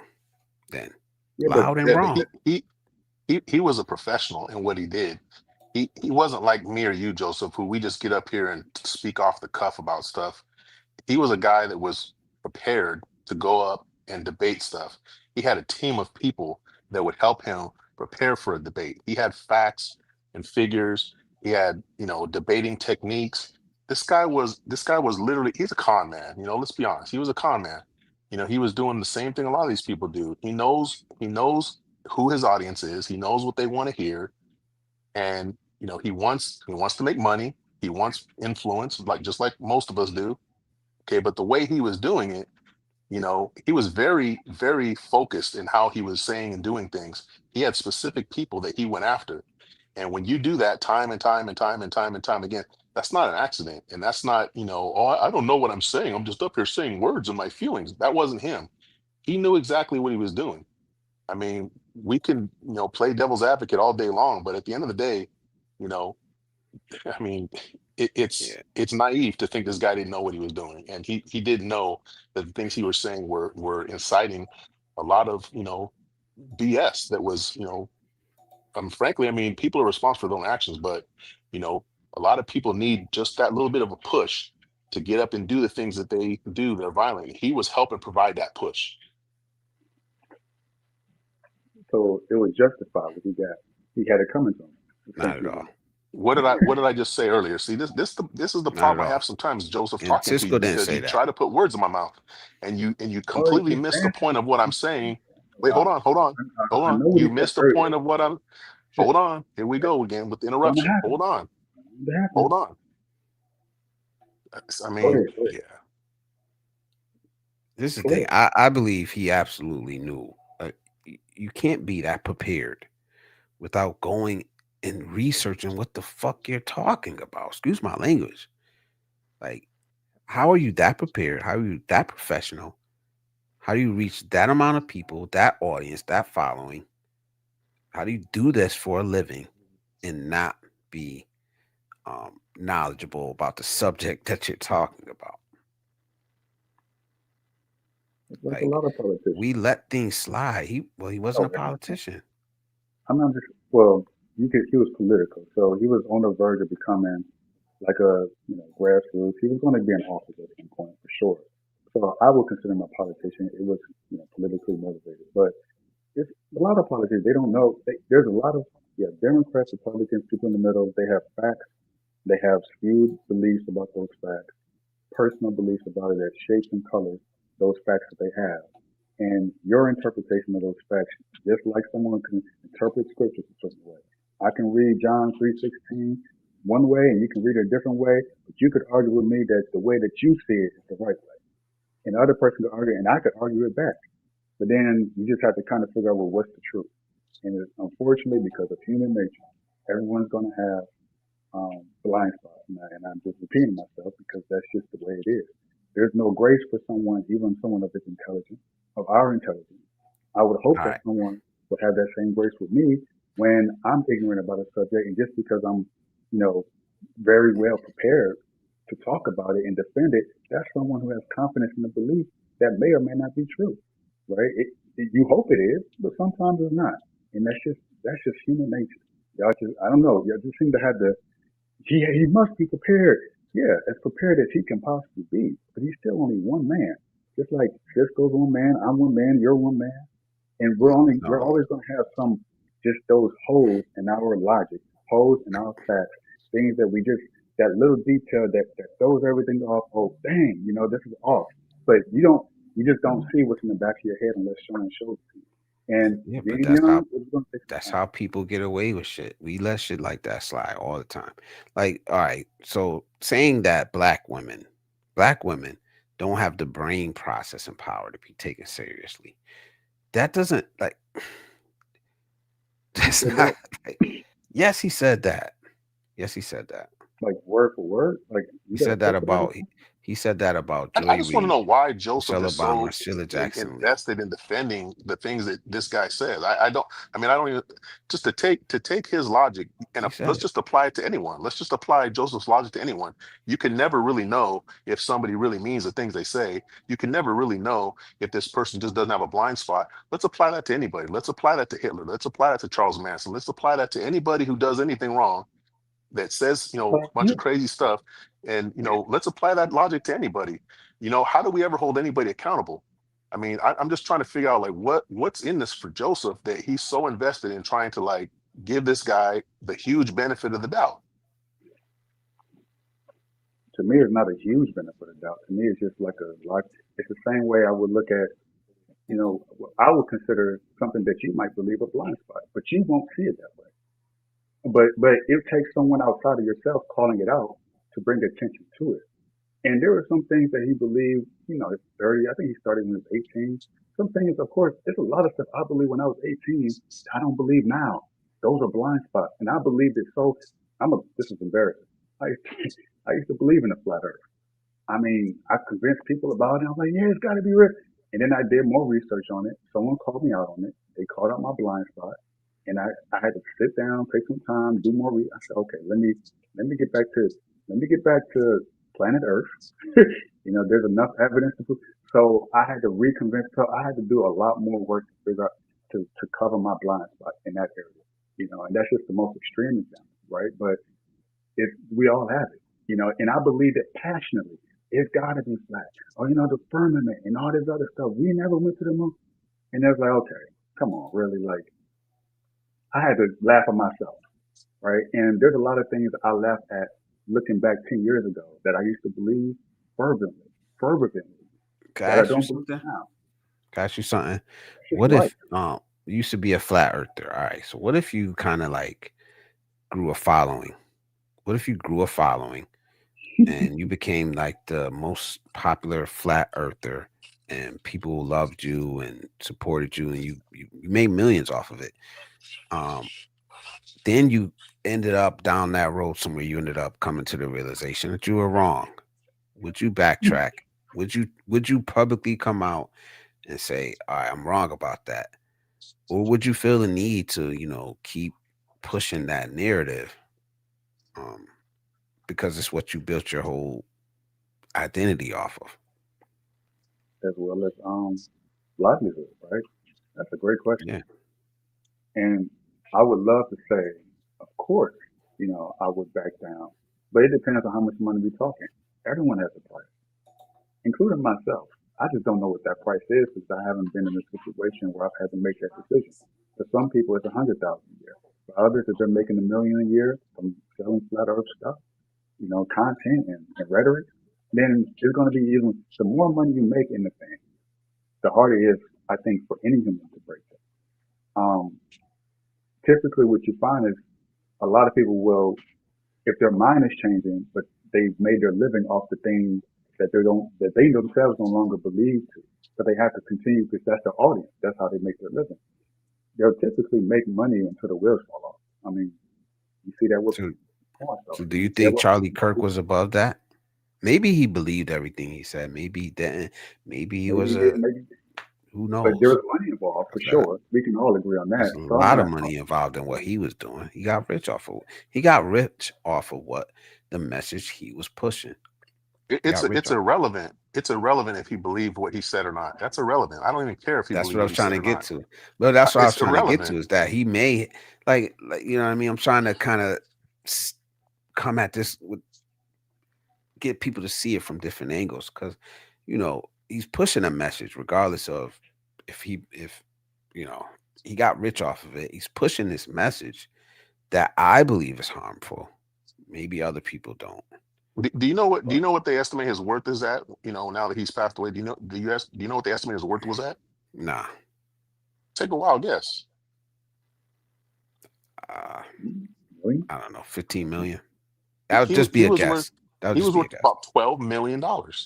Okay. You know, and this is a guy who, he created this whole Turning Point USA thing. For the most part, from the ground up. I mean, at some point he got, the ear of some people that helped him out, but he basically started from nothing and created this, this political machine. And you know, there was a lot of money involved. And at some point you have to ask yourself, when does it become about the money, more than the message? I mean, the only benefit that I would give him is that possibly he became a prisoner of his own words. And once you've opened up that Pandora's box and people are giving you money. I mean, he was getting paid tens of thousands, hundreds of thousands of dollars just to go speak places. Once you've opened that Pandora's box, and you've felt that money, and you've got a family to support, and maybe you kind of believe the things you're saying, it's hard to close that box back up. So maybe he was, you know, doing That's this and it would just got bigger than him. That's the and only that's what benefit that's that what I I was could give trying to him. get to. That was trying But to it I was trying doesn't to make a get to. He difference. may Yeah. have known. I think he knew exactly what he was saying No, was he did. untrue. I believe he did. He knew, He's not stupid. and He was a but very intelligent person. it's not profitable. His whole empire would collapse. It would collapse if he Nah, stopped saying the things he. Yes, it collapse. would, bro. I believe Nah, it would. I believe it would. it would And have taken a different form. and like I Um, said, you got to remember, you're hearing his message different from people that have different experiences than you, and that's the point. right? And so that's the point. Him speaking the way he spoke, what you just said is the point. You're hearing the message differently from the other people. That's the whole. That was the whole point of, But if he's you saying want to the call it same thing. whatever He's saying legacy the he same had, thing. is that he got people talking, which is the whole point of what he was trying to, the freedom of speech. Whether you agree with him, because inevitably you're going to have people who agree with him, disagree with him, people who are in the middle, who are indifferent, and extremes on both sides of the side. I You extremely think agree with him. I extremely disagree. I kind of agree. I kind of, and that was the point, right? Is that he was just a really big. He really promoted the idea of freedom of speech, and he practiced what he preached. He went out there, exposed himself constantly, right? Shocking that he lasted this long, to be honest with you. Because it was going to incite, um, people come to see you, they're not going to come to hear something that's middle of the road. It's always going to be something extreme, right? You go to the concert to see the best person performing at the concert. You want to go see a comedian, you want to laugh at someone's jokes. You don't want to sit there and be sitting there drinking your little drinking. You're not laughing. Okay, I wasted my time. People go to see the best of people in their element. And that he was the best in his element, regardless if you believe in him or like him or not. And that was the whole point. He wanted to promote freedom of speech. And he was just really strong on that, really strong on that. And he died for it. Essentially, is what hey, this is what I'm doing. He showed, hey, if I'm doing it, you can do it. This is what America's about. He's right. So, and you don't have to believe in this message. His message is irrelevant whether you agree with him or not, right? He got shot in the neck, which is ironic given that he always spoke about free speech. He always spoke. So it was something to me is like symbolic in that, um, in what he died for. Not comparing them to MLK or Malcolm X or Gandhi or anyone else like that. But there's going to be a lot of kids in his generation who are younger than him who are going to look at that and think the way I'm thinking. Maybe not now, but 10, 15 years from now, they're going to say, well, I didn't like the guy. I disagree with him on everything, but I understand why he did what he did. It's to get people talking, it's to get people thinking and having a difference of I opinion don't from think you. he did what he That was did to That's get people absolutely talking. not why I he don't did think what he he did. did what he did. Get I out of don't here with believe that. it. I don't He believe isn't it. some kind of free Like speech, like, I uh, think you're rewriting. champion. That's ridiculous. But this is But what we've we do. seen, This is what we do. I've seen When quite a people bit of pass stuff. away, That's what I'm we saying. memorialize them in the best light, and I'm not gonna do that. Like I said, I don't think he deserved what happened to him. But I'm not gonna sit up here and act like he was some great man. I held him in such high esteem. I didn't. I didn't. Um, and I'm I not think gonna it's act very like it, telling. I think it's very telling, how in his life, how he talked about George Floyd. I mean, that's what I always go back to with him, with people, how he talked about George Floyd, when he was killed. He called him a scumbag, and he had nothing good to say about that man. And Why he didn't care about what George Floyd's family was thinking or feeling at that time. He didn't care that they lost their family member, and him saying the things that he was saying was probably really hurtful to them, and just hard for them to hear. All those things he said about him. You know, People are now, and no, and the people that really like Charlie Kirk, there was nobody telling it, hey, come on, Charlie Kirk, you shouldn't say that. They were like, yeah, you're right. They were doing the George Floyd challenge and all this stupid stuff. But now that, this guy's been murdered, all of a sudden, people want to pretend like, well, this guy's dead and you just can't talk bad about him. No, man, no. Again, we can all agree that murdering people for things that they say, is a wrong thing to do. But to like Liz was saying, to pretend like this dude was some kind of great guy or that we can't criticize him, no, that's bullshit. We definitely can criticize him. How you live is how you're going to be remembered. So yeah, I agree with you, people Cisco. losing their jobs. There's people losing their jobs for criticizing him. I don't know. I hope I have a I job agree. tomorrow. I don't think I'm going too hard on him, but I'm not I gonna. agree with you, Cisco. And you just actually proved my point.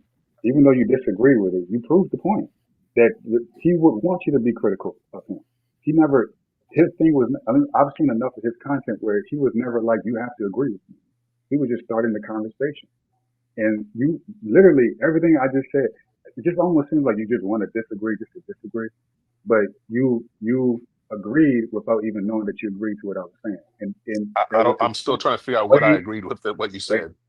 the being critical, he said, just because he passed away doesn't mean we can't be critical of him. He would not want that. Like, it's not, it's, he just, from what I've seen quite a few of his videos, from years in the back and past, probably a lot more than most people.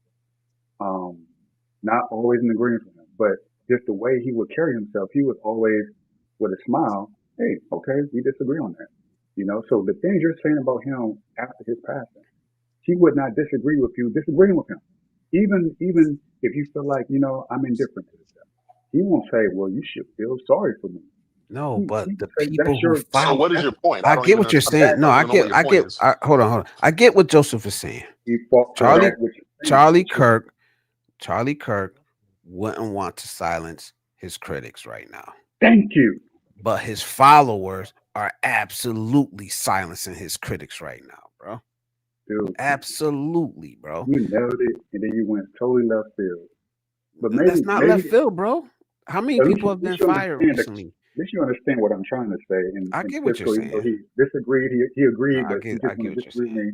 Thank you for just like conceptualizing the whole entire point. Again, you being critical of him, of this man, is exactly what he wanted. And not just of him, obviously, but of everybody, of me too, right? That was the whole point of free speech. He was demonstrating that literally in 4K. I get Yeah, it. that's So, not what he. But that's not what he wanted though. He was So he was oh, that's okay, not saying what he some wanted though. crazy shit though. So okay, let me explain to you why he didn't want that, because he did not debate with people who were at a level of his professionalism and a level of his preparedness. He debated with kids on a college campus that were in between classes. He didn't want people to disagree with what he was saying. He wanted specific people to come up and disagree with what he was saying, people who he could out argue and out debate to make it look like his point was the correct point. So what you're saying is completely wrong. And that tells me like you don't really know a lot about this guy, because that was his format. His whole format was going around college campuses, talking to people who were young, who didn't really have the knowledge that he had, didn't have the numbers and facts and figures on hand like he did, didn't have the level of preparation that he did. He would always turn down debating people who were at his level. And that's been shown many, many, many times. So what you're saying is completely false. So I'm not really, I'm still trying to figure out what the point is you're trying to say about him. I mean, I never disagreed that, somebody who, somebody has a right to say things. I never disagree with that. But to say that this guy was some kind of free speech champion, or that he was, he really wanted lively debate. No, that's not what he was doing. That's completely wrong. And it's demonstrably wrong. he didn't want lively debate, but he would take time to go do these debates, which completely okay. Well, at least Blizzard, he got the idea. I it's you just want to okay. I don't have nothing to say about that. Blizzard gets it. I'm glad, and I'm sure it's just not him, but other people. They can take themselves out of the situation and say, this is what he was doing it for. Now, of course, he's going to go to college. He's been doing that college. Of course, the college kids are the most impressionable. He has a voice, but more importantly, he wants them to have a voice because in a lot of these colleges, they don't allow that kind of civil discourse.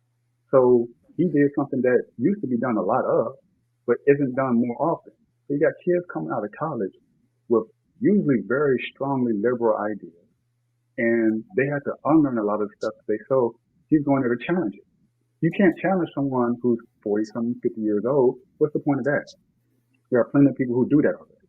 His job, his focus was primarily college students, intentionally, not to mold and shape them to his liking, but to challenge the beliefs that they're getting in college because they're not going to get the things that he was coming to that college with in college. So he has to go where they are. It made sense for him to do that. I would have done the same thing. I thought that was bold.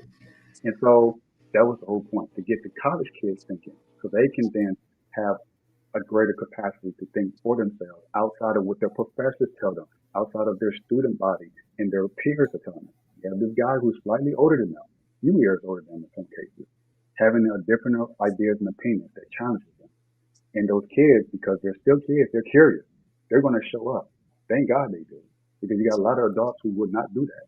Oh, I just disagree with the guy, I'm going to shoot him. I disagree with the guy, I'm not going to show up. But you got thousands of kids showing up. They were more enthusiastic and passionate about it, even though they disagreed with the guy.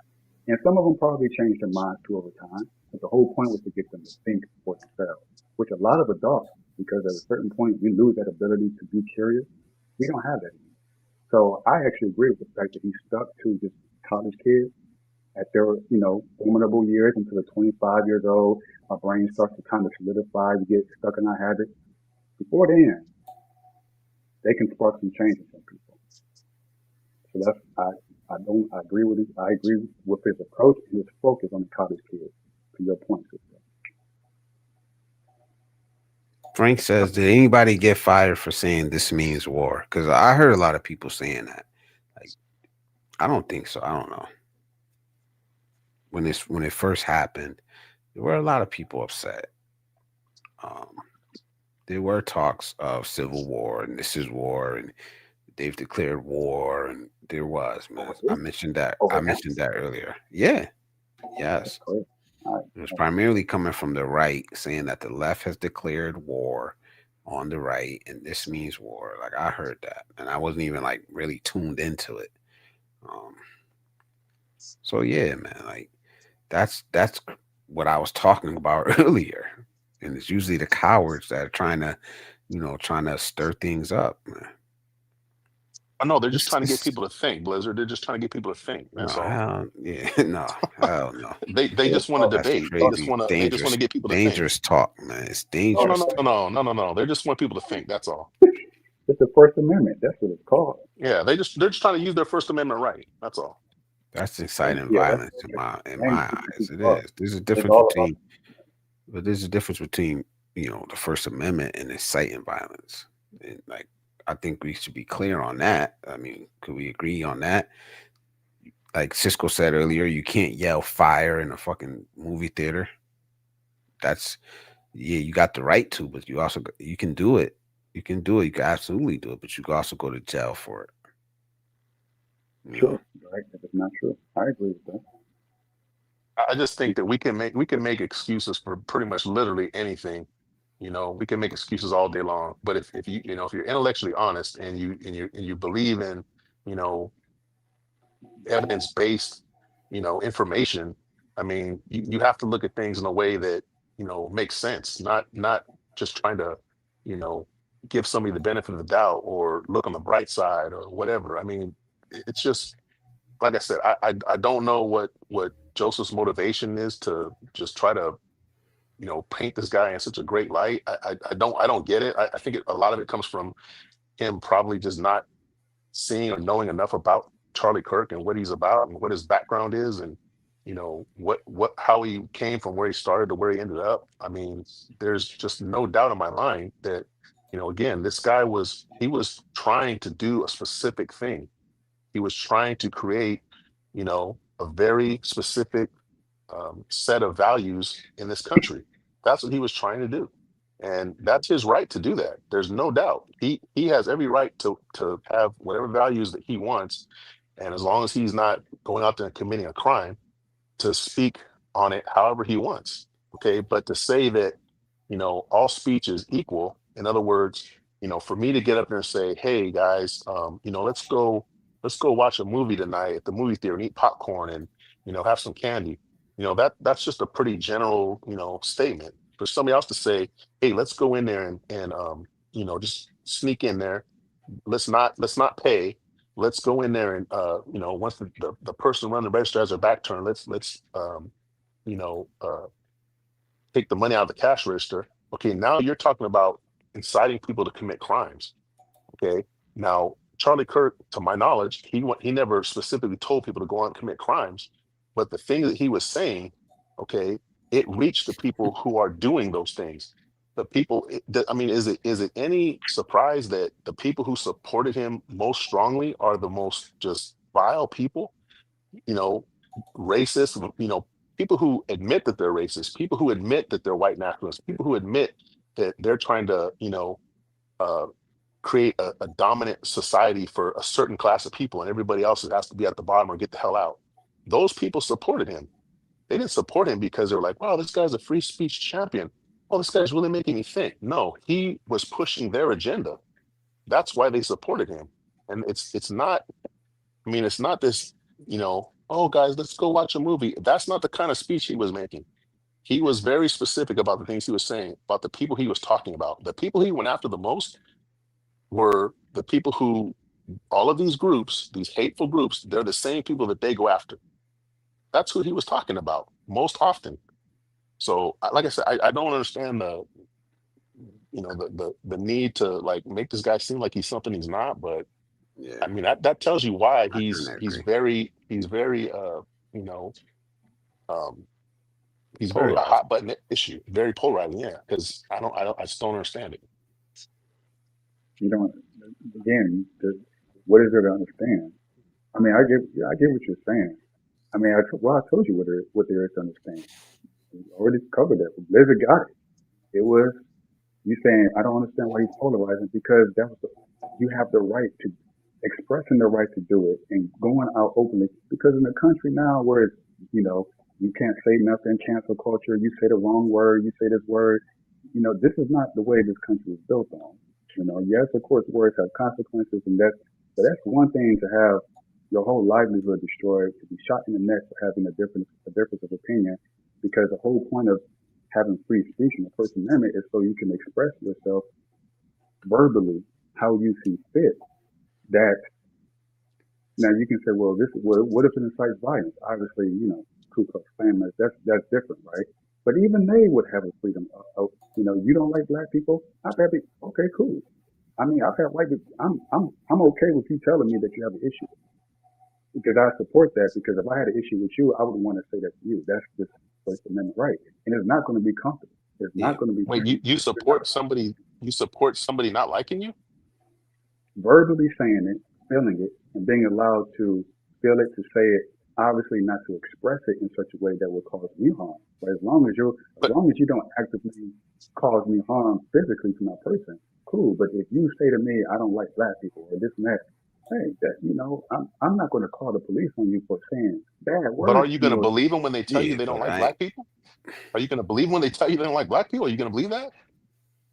If they tell Because me, here's the okay, problem I my have, Joseph. Here's the my problem I have, and it is and I don't want to go back to to him getting killed anymore because I think we all here have agreed that it was terrible and it was wrong for that to happen to him. So I mean, to me, that's a dead issue. I mean, I don't even know why you keep bringing that up. That's a settled issue. I don't think there's anybody who disagrees with that. My problem is it's not the freedom of speech either. I don't care that if people didn't like that he had a right to say that stuff. It's our constitution. He had a right to say the things he had to say. I'm not arguing against that either. What I'm arguing is that do you believe that the things that he was saying were harmful to people? It doesn't matter whether he believed it or he didn't believe it. The things that he was saying, were they harmful to people? It doesn't matter if he had the right to say it, were they harmful? That's my point. And if you agree that somebody has the right to tell you, hey, Joseph, I hate you because you're black. I don't care if they have the right to say it. What my problem is, do you believe them when they tell you that? And did you believe Charlie Kirk when he was saying the things that he said were harmful? that's a good question.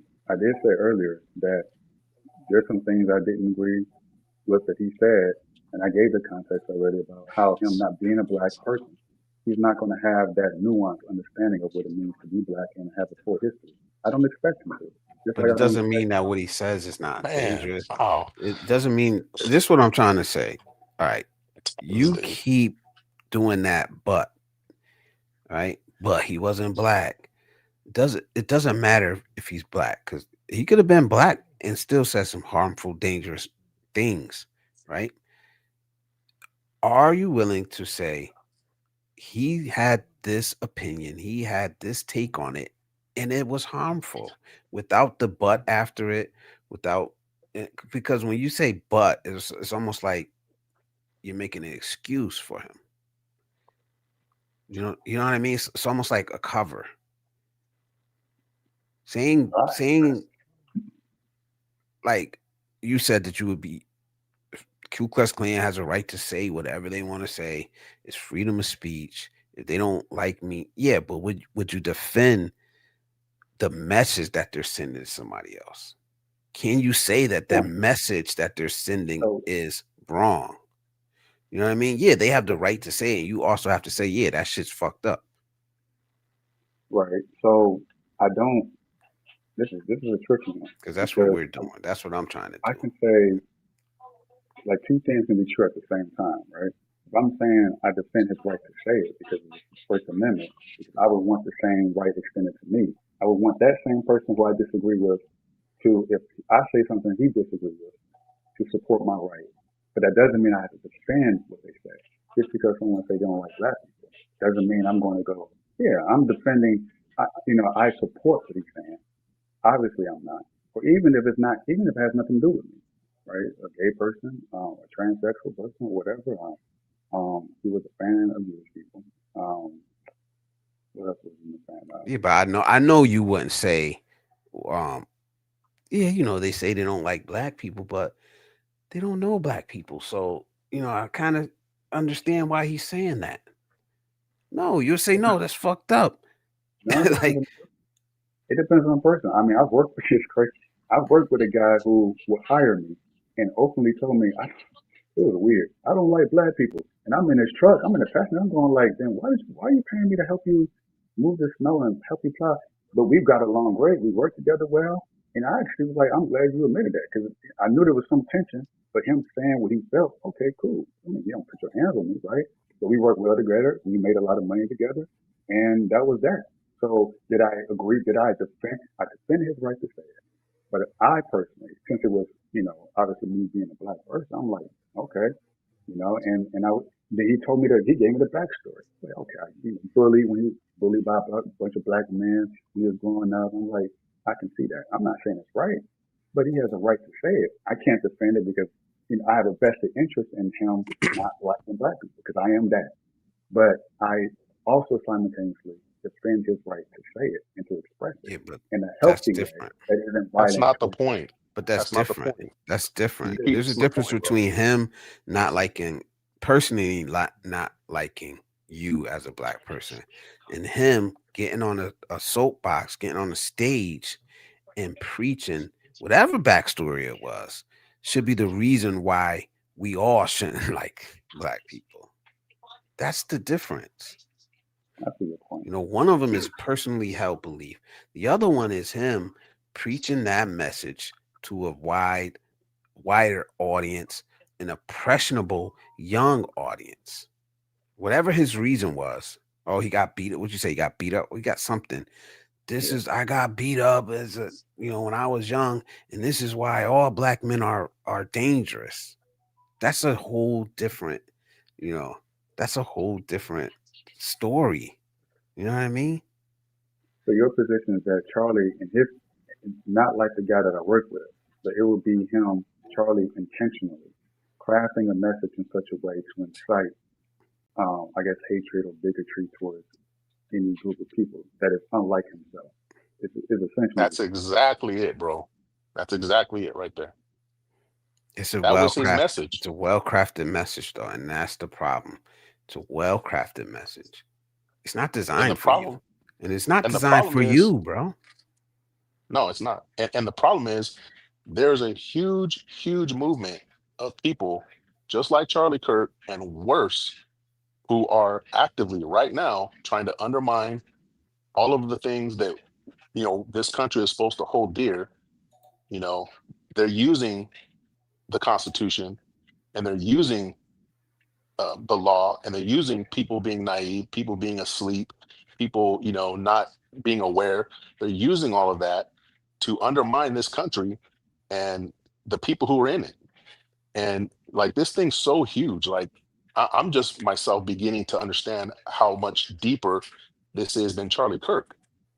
There's a whole other group of people who are even way further right than Charlie Kirk, who one of the theories out there right now is that this group, this guy that killed him was a part of that group. And they're, they didn't like Charlie Kirk because he wasn't extreme enough. And so there's a whole underbelly in this country of people who are they're trying to take over this country. They're trying to, basically get, a Civil War 2.0 happening. And it sounds like, oh, you're just embellishing, or you're putting too much on it, you're paranoid. No, this is people who are actively being looked at by the FBI, people who are, under investigation in all different states. This is even stuff that's happening. Funding is coming from outside of the country, for these people. And I mean, Charlie Kirk is just he's like a fish in a pond compared to what's going on around, this whole movement. And as time goes on, remember what I'm saying right now. As time goes on, you're going to see and hear more and more and more of exactly what I'm talking about. And when you hear it, remember what I said, that this is way bigger than Charlie Kirk. And this is why, I think, my feeling, this is part of why he was killed, because there are people who didn't feel that what he was doing was enough, and that, he was getting in their way of accomplishing their goals, which is more extreme than what he was doing. That's what I personally feel. That's a wild take. But okay. I mean, I don't think Well, it's that like I deep. said, remember what I said. Yeah.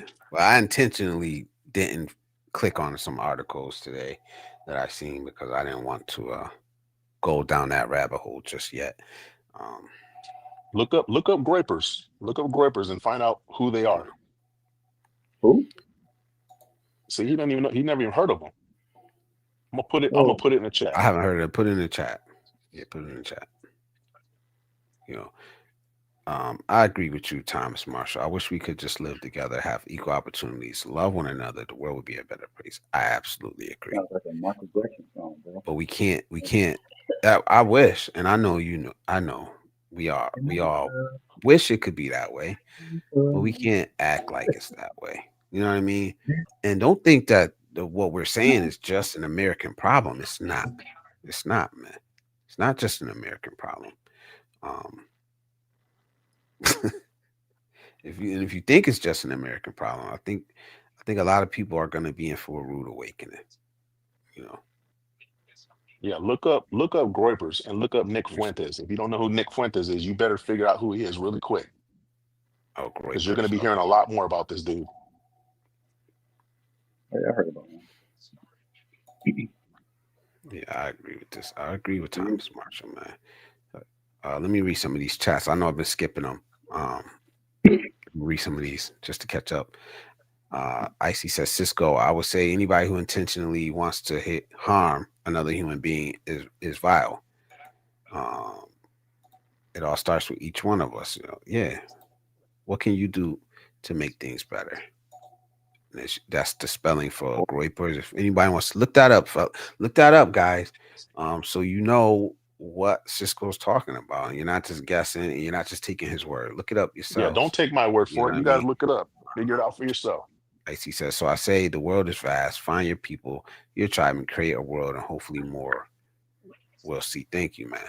And like this community right here that I'm a part of on YouTube, is very diverse, and it's not about hate. It's not about victimhood. It's not about. It's just calling things like we see it, man. That's all. That's all. Everybody's welcome here. Men, woman, black, white, Asian, brown, anything, anything. You know. And Frank Tate says, "Look, black, brown, and yellow people are outnumbering whites, and a lot of whites don't like it. Uh, it's a world Would you problem. like it if you was one of them? You wouldn't Well, like it. You was being on the verge of extinction. I don't think they're not on the verge of extinction though. That's the thing. They're just gonna collectively lose the majority, and that's the crazy part is because like it's not gonna be. They're still gonna be the largest overall group. You know what Wait, I can I mean? push back on that though? Can I push back on that? But Look, I mean, here's part of the problem too, and somebody said it earlier, and I think all of us kind of have this feeling that this is how it is, but this is just another way that people get divided. This whole concept of race, if you buy into race as something that's like a biological thing, I mean, you don't understand biology, you don't understand anthropology. Like there is no white race, there's no black race, there's no Asian race. Like it's all BS. I mean, you can't. You can't You're right. define even you can't even define what a white person is, what a black person is, that covers and fits all I, white people or all black I, people. I get what Would you're you say? saying. I get what you're saying. I But get but where you're coming from saying that, well, but I sell that to say this, that well, I'm just speaking back. That's why I ask, can I push back? Because I sell that to say this, you know, focusing on, who's the majority, who's the minority in terms of race, it's just a diversionary tactic. I mean, the more people believe this stuff, the more real it becomes, because none of that stuff is real. But if people believe it, the consequences of them believing it become real. And that's why we got to push back on this whole belief about race and that we're different races or we're different groups. That's bullshit. People have different cultures, there's no doubt, but that we're like completely different races, that's ridiculous. And that's one of the biggest problems we have in this country, is that people put themselves in these racial groups and they think that they're part of something, and that other people are outside of that group, and it's just another way to divide people.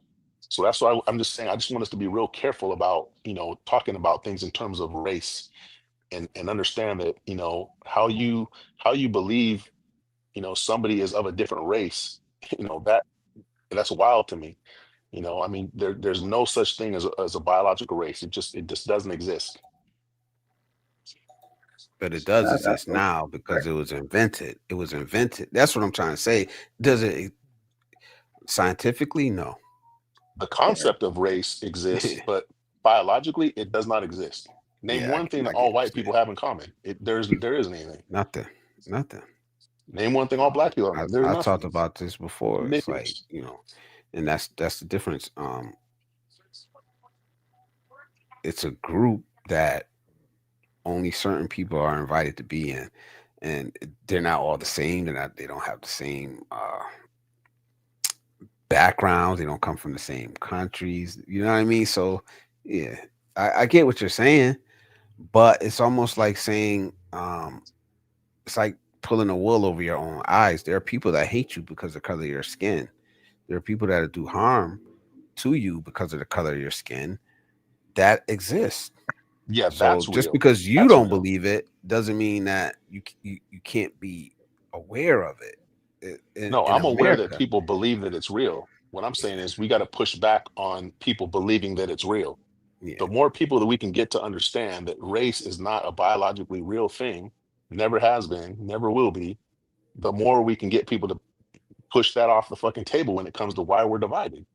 yeah, and I think it's just it's an easy wedge. It's always been used. It's an easy wedge. Um, because honestly, skin Yeah. color is one of the first things you notice about a person.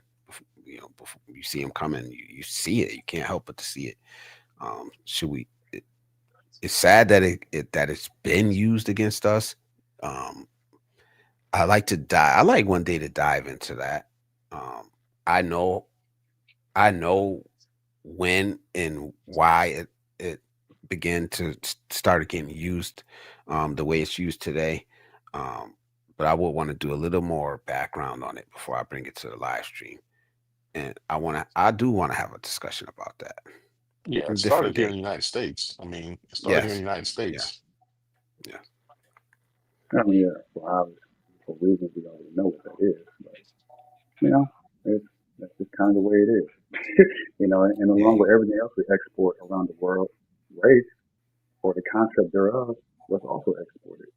So, we put out a lot of, good in some ways. Oh, you want to be like, inspired by Americans. They got freedom. We have a lot of good things, but then you have that race thing that also people have adopted around the world. And, oh, you're black, so I'm supposed to, because of things they see on TV, or, you're Asian, you're yellow. Like, this is a very rudimentary, very base level way of understanding human nature and how we actually are. Right? I mean, obviously, It's just say there's stupid. only one race. It's human race, It's right? stupid. Yeah. And of course, you have ethnic groups. You have, you can identify certain people. I can look at Blizzard and tell, oh, he's probably most likely a black man.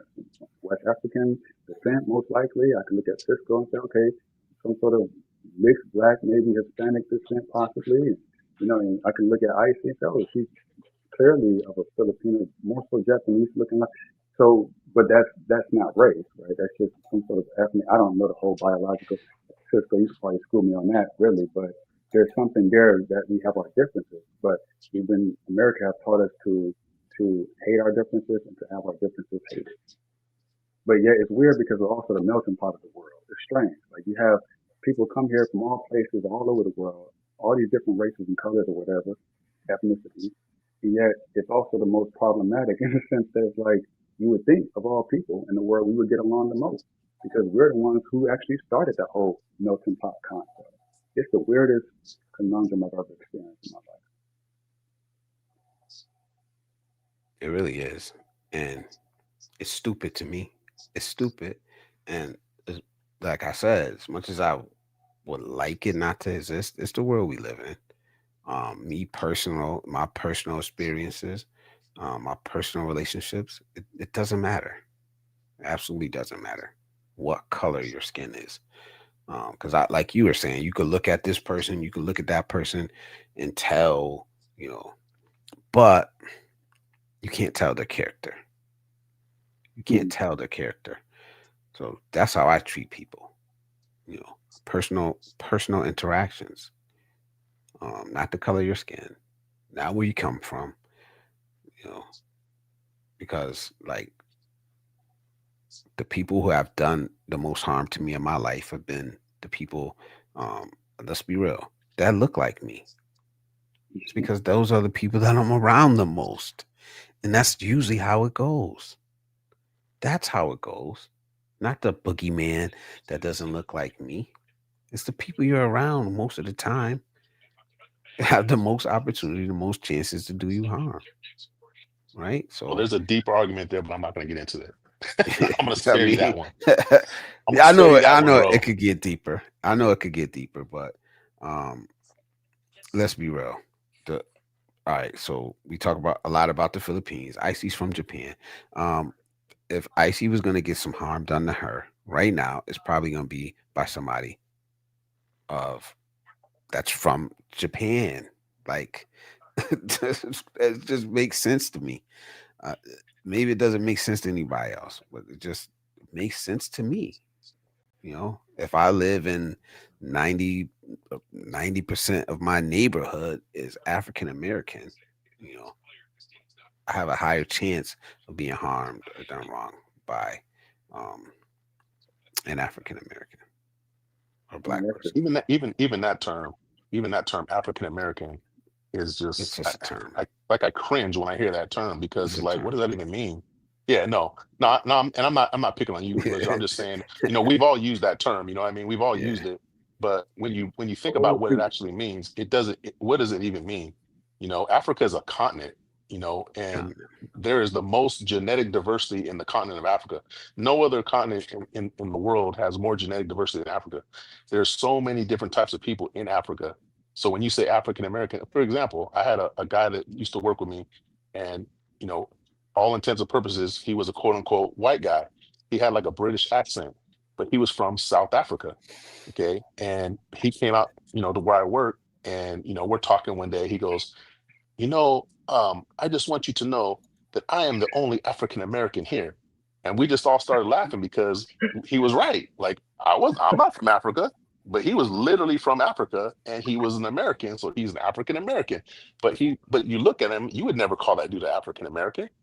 So it was like, to me, like I said, the word just makes me cringe. It was like, man, what does that even mean? It's like the way that we try to make race make sense is just ridiculous.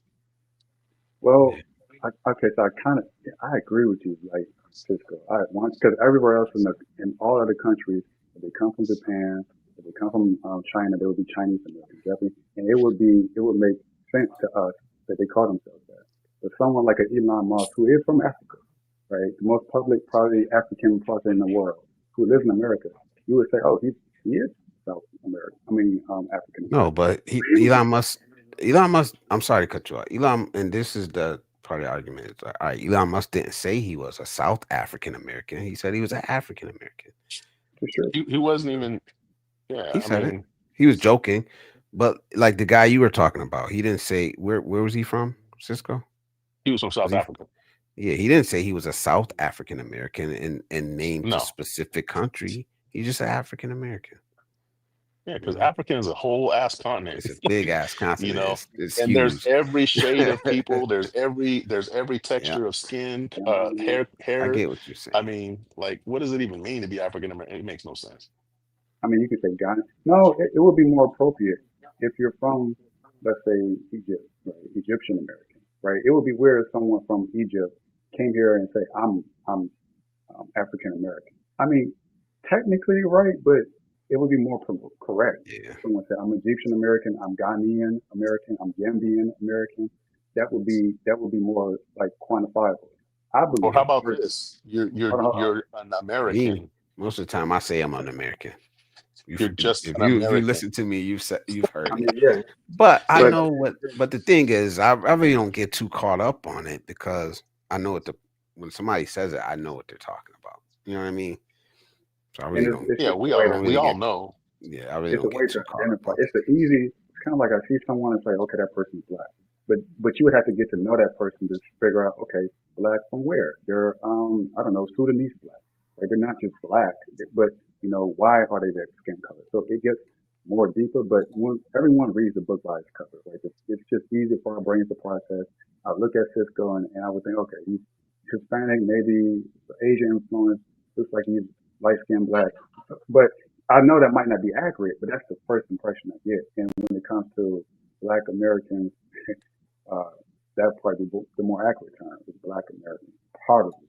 But as far as our lineage and where we come from, where we were, our ancestors were taken from, it. it would be somewhere in Africa. So you couldn't pin it to a specific, maybe, I don't know, um, damn, escape, just You Nigeria. Ivory you can't Coast. even go you can't even go by country because take Yeah, Kenya for example. There are so many different groups of people in Kenya. They don't call themselves Kenyans. They call themselves by their tribe, you know. And really, even America, like Yeah, you're right. when you Most of say, these countries hey, didn't exist when our yeah, ancestors were brought it's over a here. made up thing. These These countries countries are didn't all made up exist. things. Yeah, that I don't mean, make if somebody says, "Hey, I know an American," well, who are you talking about? I know a guy. He's an American. What picture comes in your mind? You know, I mean, American could be anything. So, I mean, like I said, my whole point is just to say that we all understand what these things mean, but it's like a shorthand. It's like an easy way to kind of classify people. And if it ended right there, like just so that people have a quick way to kind of understand, you know, briefly what you're talking about when you're talking about somebody, and it'd who be you're fine. talking But it doesn't about. stop there. We make whole ass, you know, Um, colleges about race. We make whole ass, you know, fraternities. We make so many things about race, and it's just like I say, I'm just kind of tired of it. It's just like we just need to end it. I think we It's call just it more race, but it divisive. really is American culture, isn't it? Because if you have a lot of people that look like me, coming together and say like at HBCU college, we have a lot more shared experiences than I do with other people who are also American who don't look like me specifically and who haven't had those shared experiences. So, like you said, sister, it's shorthand. And that's human minds, we need shorthand and a lot of different things because if I try to process every little detail about you, it would short circuit my brain. I would have to, I would have to judge you at face value first before I even think to move forward. The problem is that people don't have that capacity like we should. That okay, I know this person looks he's Black American, but Black and from America. Okay, what exactly? A lot of people don't want to think that far. They just saying African American, right? Or they just say Japanese American. They could care less if Icy is Filipino. She looks more Japanese than Filipino, Japanese American, right? So that's just our brains, how it works. That's a flaw that we have. It's how we, I It's a big believe, flaw. conserve a lot of our brain power and energy so we can think about potentially more important things like, I don't know, genetics and all these other things. But having these conversations, people don't have these conversations. But You it look black, also you're American, you're African American, you're done. it also separates us easily, like Cisco was saying. It really does.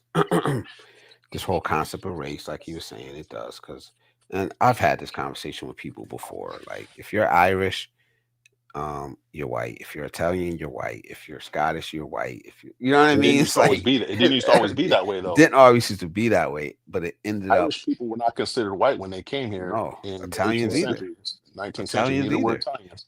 They It did. were They didn't the become N white word, until it you became know, convenient for them to become white. basically, Yeah, you know. that's what I'm saying. It's all ridiculous. And I think I love They What Sean melted said. into that pot. They melted into that melting pot. Yeah, it was Um, convenient for them and convenient for the power structure that was in place at that yeah. time. But I love Lechon said international, Cisco International, an Indian or Native American would be genuine, in my opinion. Yeah, I don't agree with that either because an Indian is somebody from India, first of all, and then a Native American, people who are indigenous to what we call America, the United States, they did not call themselves Native Americans until when? Because I guarantee you, they call themselves Navajo, they call themselves Cherokee, they call themselves Apache, Algonquin. They were not Native Americans. That's a BS term too. So I got you on that one. I love the show. But they are also native though. So I think that's not a bad I'm a generalized native term. too. They're I'm a native. Native Like, American. I'm a Native American. I'm native to America. I was born in America. I'm a Native American, literally, by definition. So am I the same as an Apache? No. hmm. That's why I say that's a BS term as well. You got to start. Well, That's why I'm saying but we know, words but we mean know what they're something. using that term though. We know that Words they're mean using something. native as in before white men came here to colonize. We know that the mean. So what you're saying is true, right? I am native. Cisco is native. You're native. We were born here, right? So you're right, but we also understand that it's like a double meaning in a way. Like you can be more technical with saying, "Oh, yeah, actually, we are native." Like, yeah, okay, but you know what they mean in terms of who was originally here before it was colonized. Which are the Apache, the Chippewas, the Navajos, and so on and so forth. So we understand it. But if you want to kind of like mess with people's head, you could do that, and you wouldn't be wrong. But it would kind of be like, what's the point? Because you understand why they're saying some of The, the the things point they're is saying. this. That's The basically point is where I this. come from, Joseph. I basically come from. It's like Okay, I know what you mean. I know what you mean. we So a understand Right. that it lot of means those arguments I don't have, even if it's just like, is it worth having that argument every time you hear that? Or Yeah, it making is that because point that's how every things time. change. That's how I things don't, I change, don't, though, bro.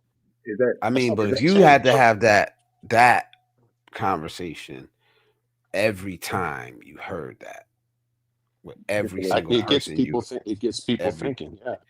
It I would be get a it waste of time. when you're It's I interesting get to it talk. I get it on a platform like this, but imagine individually every time you heard that. You would short It's, circuit their brain. They would fire them. yeah, They'd be like, uh, I mean, that's the majority. Not to say that people are dumb, but they're not going to think that's why I say I agree with Cisco what he's saying. But it's like me too. even when I people say agree I'm too. native, I say it as shorthand, and I also say it for the benefit of other people, as just like, okay, boom, I got it, you got it, we both understand what it means, even though we're both Native Americans, but we don't have to have that discussion because we're having it here because it's interesting temporarily. But to have that discussion, you would have to do that with millions of people. And most people are not going to invest that kind of energy and time into dissecting the real term, the real meaning of native. And that actually all Americans are native. They're not going to, it's going to be too much unpacking. It's a waste of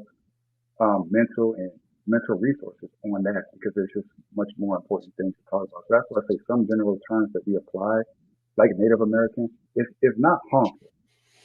I think we can both agree on that. It's not harmful to where it's like, because you don't believe we're all native or because you don't understand it, therefore it has a consequence. There is no consequence to it. It's just a There is shorthand a consequence, though. There is a consequence, though, for because you're something like that. lumping. Because yeah, when you say Native American, you're first of all, it is a confusing term because if people understand those words to mean something and some other people mean to mean something else, it is confusion results from that. But what you're doing is you're saying, okay, Native American. So again, I'm going back to this example. If I just said an American, hey, I know a guy, he's an American. What does that tell you about this guy? It tells you nothing about this guy other than he is a citizen of this country called America. It doesn't tell you what he looks like, doesn't tell you his culture, doesn't tell you really anything, but he's just a citizen of America. So it doesn't really tell you anything. So when I say a Native American, it doesn't tell you anything about them. Are they Apache? Are they Navajo? So what you're doing is you're lumping people in together into groups that just aren't realistic. And so you're taking away their identity.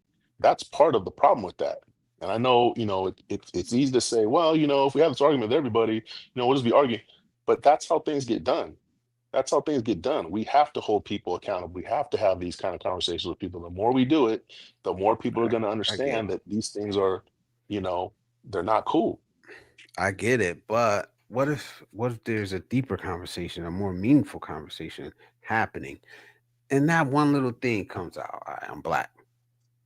We could be talking I'm about something crazy, like something deep, and I say I'm black. You be like, hold on, brother, you're not black. Right. You know what I mean? It's like, wait I'm a not minute, I'm bro. not saying I'm You not know what I saying I'm meant not when I saying said I was black. You know what I mean? Like, yeah, because no, I I've used mean, all that type of.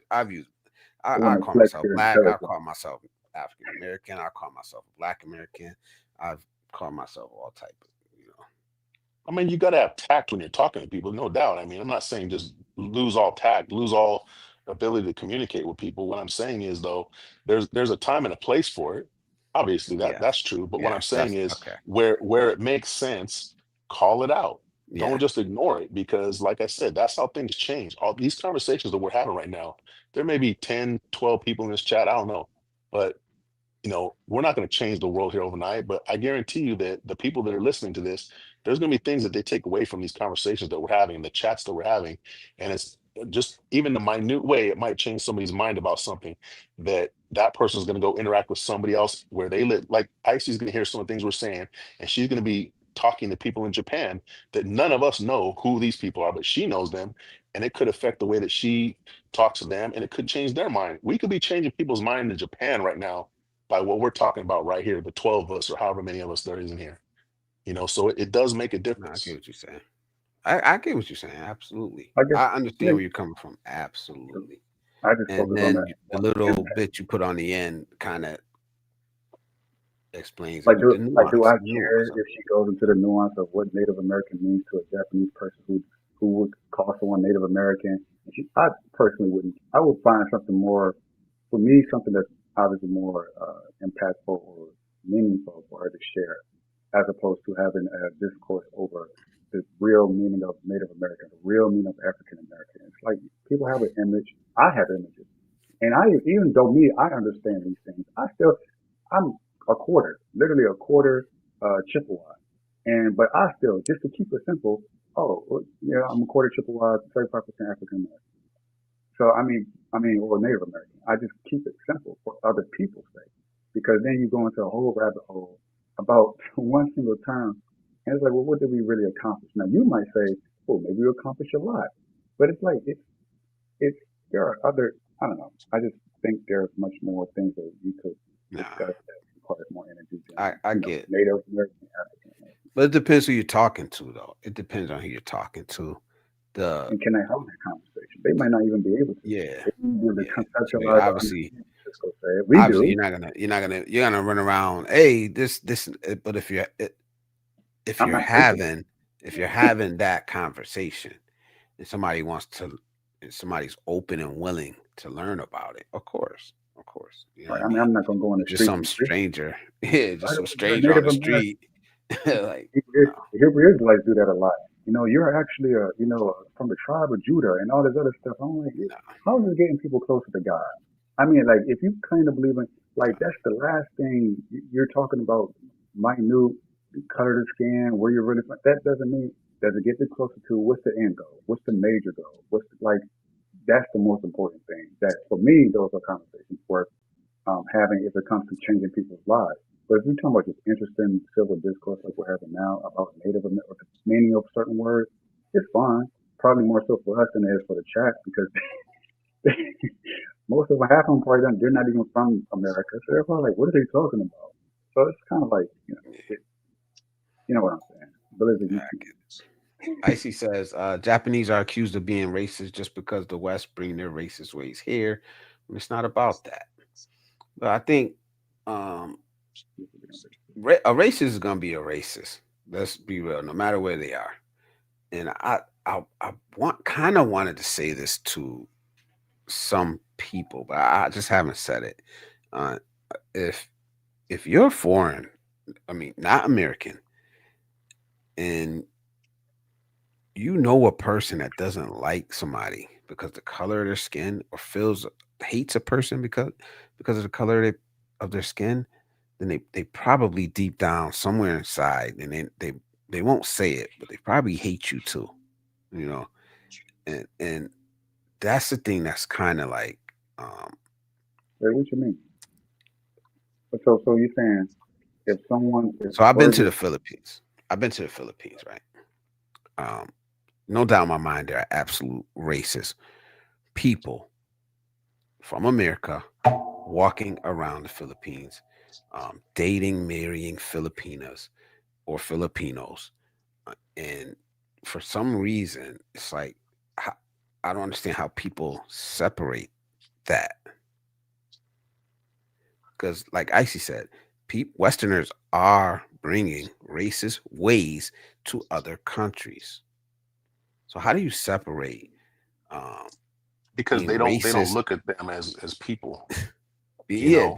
being racist to black people, but not being racist to Filipinos, Well, they Filipino might people. be racist to Filipinas. Just because you marry a Filipina doesn't mean you're not racist against Filipinas. That's what I'm saying, and that's exactly what I'm saying. That was oh my point. It's like, all right, they hate me, they hate you too. Um, it just hasn't came out yet. No, I, you're a useful yeah, tool for them, is what it boils down to. yeah. You know, some wait, of how these does guys, that? that's how they look at their wives. They look at them as tools. They look at them as objects. And so in their mind, that's all they're using them for. I mean, Thomas So you, Jefferson, he had a black woman that he impregnated multiple times, but he owned slaves. Yeah. So And was the, he a racist? Was he not a racist? and I don't get mean, me come on. wrong, there are black people who are racist. So don't get it twisted. Oh, absolutely. There are uh, Asian, Indian, Latino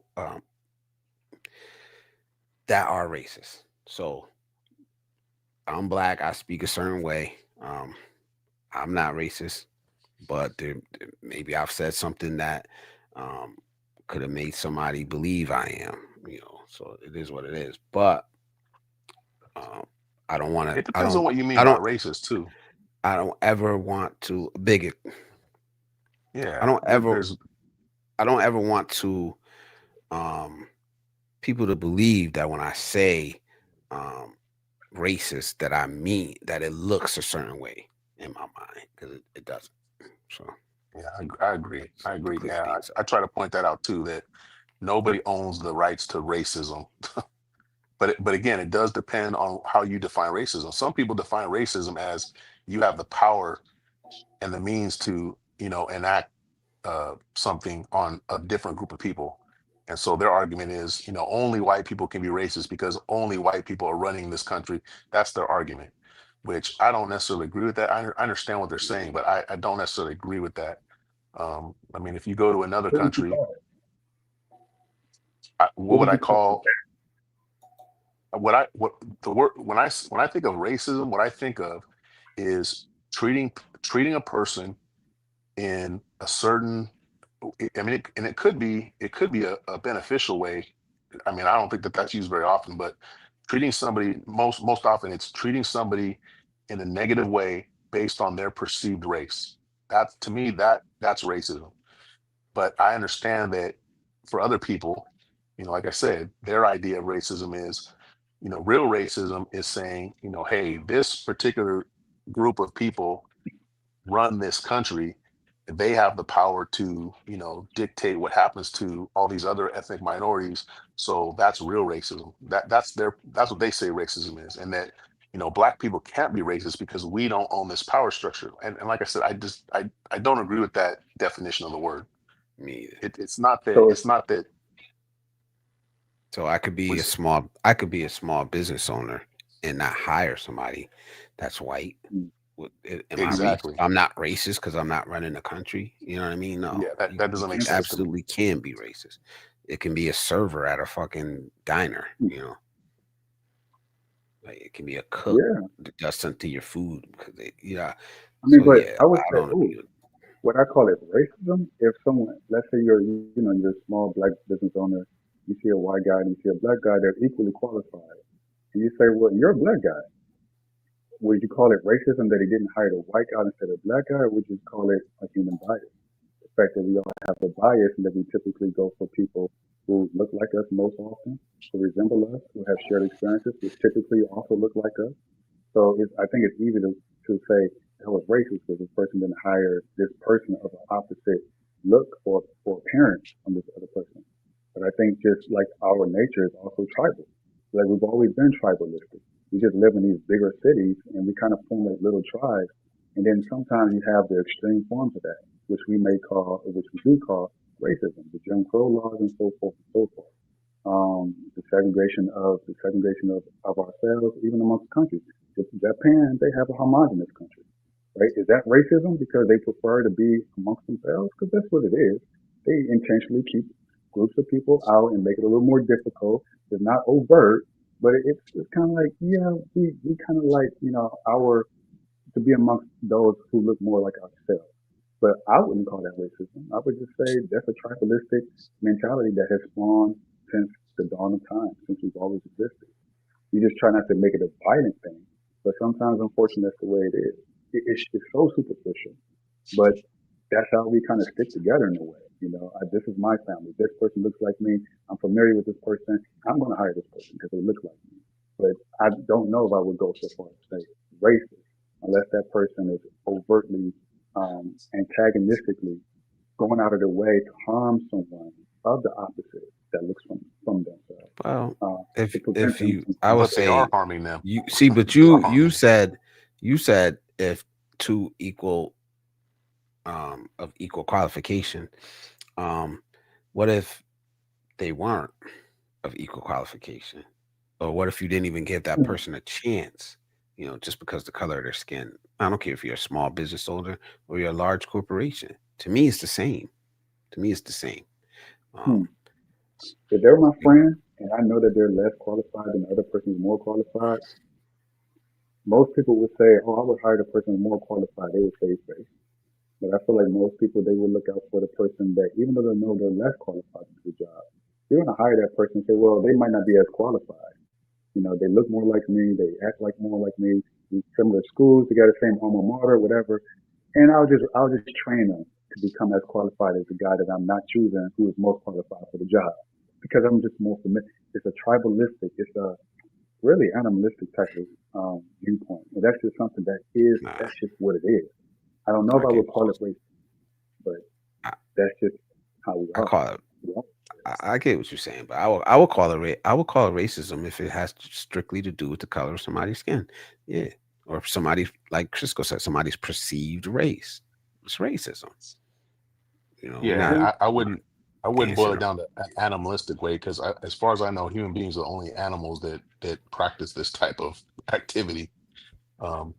We split ourselves up into these weird ass imaginary groups. I don't know that any animals do that other than people. So, elephants I throw get things what, around and I themselves. also got what you were saying, like with the friend. Yeah, I probably would hire my friend.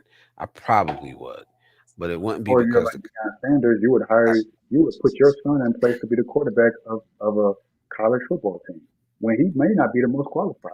But you'll say, I okay, he's wouldn't do as that. good, but I'll train him up to be as good as me. Is just No, I nepotism, wouldn't do that. but we don't call that I racist, wouldn't right? do But that. there's a difference between your friend.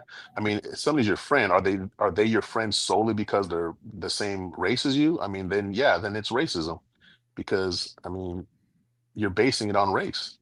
If you're basing it on race and you're treating somebody in a negative way, that's racism. Plain and simple.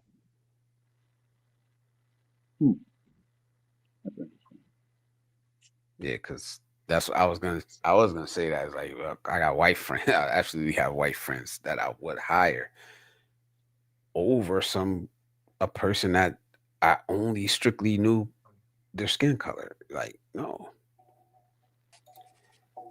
And But then it's when But you you're rarely not talk about hiring them. But you're not hiring them because they're white, and you're not hiring them no, because they're black. You're hiring them because you believe that they're the person for the job. That's not racism. But if you're saying this person is X race, therefore I am going to treat them unfavorably, that's racism. To that me, would that's be what it is. to that me would it is, no matter the scale. That's what I'm trying to say. So that whole Yeah, not yeah. that whole oh the power structure and this and that and black people can't. I don't believe that. I don't believe that. I've heard it, and I disagreed when I heard it. I disagree with that argument. to make ourselves exempt from something that we are choosing other people to Russ, what's going on, brother? Hey guys, how's it going? Going good, man. What's going on, Russ? Much. I just wanted to sort of interject as the token white guy here, but it Oh no, seems don't say I'm the just token kidding, white just guy. kidding. But Don't get me canceled, bro. Blizzard just cancel. kidding, just kidding. But it seemed to me that DEI and stuff like that. I thought it was a good idea. I think it is a good idea, just because of historical reasons. There are groups of people that if you shouldn't be able to look at different groups of people by race and see vast disparities in economics and household income and things like that. And if there are, you should try to correct that. And DEI, I felt like, was an imperfect tool, maybe, but to say, okay, there are these disadvantaged groups for various complex reasons. Let's give more opportunities to these people to try to get it to where everybody's sort of has the same opportunities as everybody else. And but then the racists, like maybe the person we're talking about or other people, just you know wanted to use that to make money and rile people up and things like that. But it is what it is. But Yeah, I think yeah, they took DEI and it's became a weapon. Now any person that doesn't look the way they think that a person should look having one of these positions, you know, is gonna be labeled as a DEI hire. And a lot of probably overqualified people um, are getting doubted in their positions, you know, because the color of their skin. yeah, Maybe that they're really has to overqualified, suck. Yeah, and it's like I was saying about the pilot. He could be the best pilot in the whole fleet. His competency is gonna be questioned. You know, because he's a black man. You know, Well, oh, is that there's a a D? larger Is that a argument there. DEI? Is that a DEI hire? No. Just let these people in the room and give them a chance to compete for the job. Because for the longest time, they weren't even allowed in the to room. the interview. That application gets balled up and thrown in the garbage. So I mean, well, and I was that's gonna say just that one side. that's the bigger argument that's there is that you know Charlie Kirk and people like him, they play on the fact that most people don't understand history and most people don't understand the context under which these programs are started. And like Russ said, it is an imperfect tool, but it's the best tool we have right now. And that's why it was important to for it to stay in use. And you know what people got to understand about it is that there's a whole history behind why things are the way they are now in this country. Things didn't just happen out of the blue. Things didn't just happen in a vacuum. There's a reason why, and we're just gonna talk about black people. There's other people, there's white people, there's people of other so-called races that are poor and disadvantaged. But we're gonna specifically talk about the quote unquote black people right now in this country. Black people in this country have a specific history that is unique to them in the entire world, not just in America, but in the entire world. There hasn't been in the history of the world that we're aware of a certain quote unquote race of people that were enslaved for centuries, okay, and treated like property, literal property. And you can bring up, oh, well, there were slaves everywhere in the world. You're right. But in none of those other places were slaves treated like the slaves here in this country. Once you were a slave in this country, you're always a slave. Your kids are slaves, and your kids will be passed on to the next generation of slave masters. That was not true in any other place but the United States. In other countries, other parts of the world, even slaves could buy their freedom. They could earn their freedom. They could uh, have certain rights and marry and all that. That's how quote unquote slavery worked in other countries. This is the first and only country that had chattel slavery, which was completely different. So that's the history that Black people in this country come from.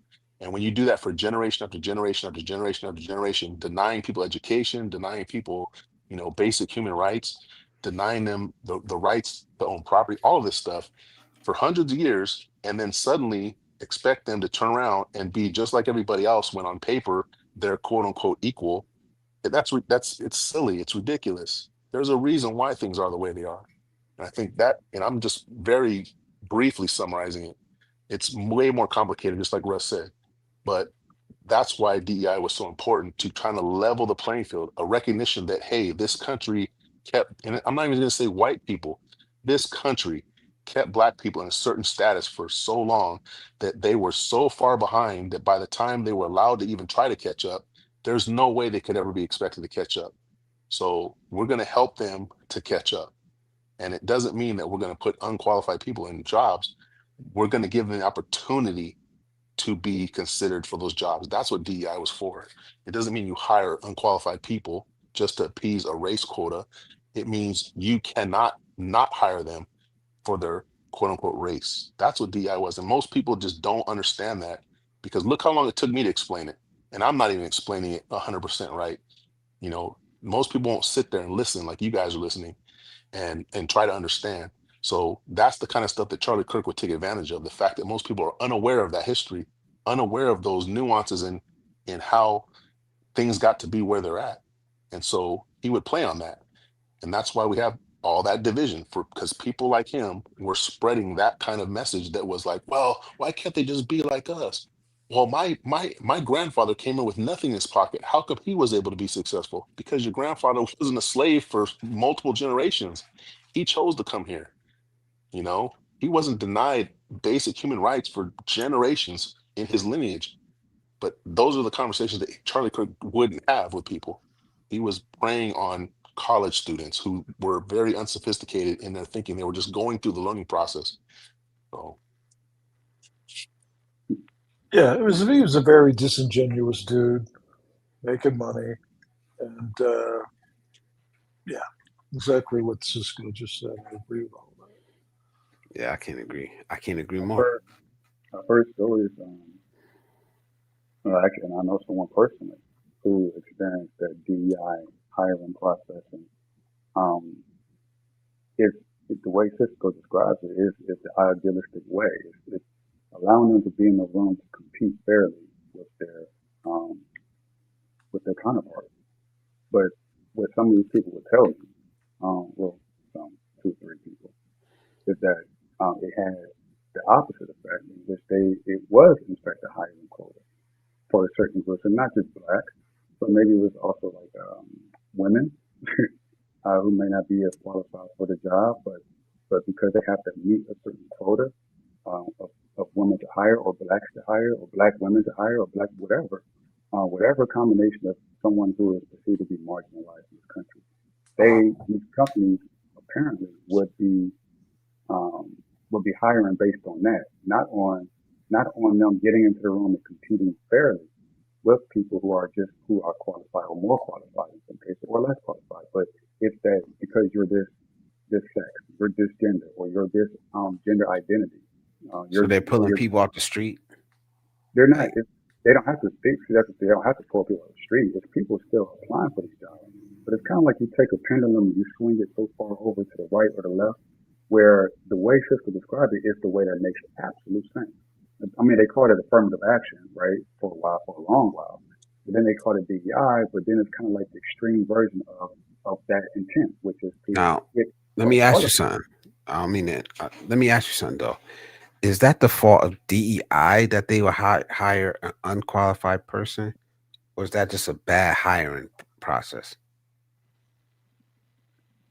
if that's the fault. Or they're not recruiting the right way? They're not. Um, like, you would hire I would say anybody laziness. just to fill a quota. I would You say know what I it's mean? laziness. Like, I would you, say it's laziness, and there's that higher up thing. There's that um. I'll say it's just a bad It's hard company. to It's a qualify bad company that would do that.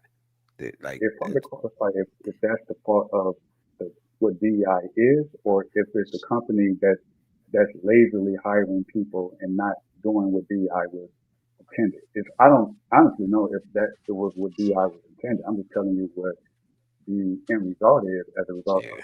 what someone like a Charlie Kirk was against. He was against that.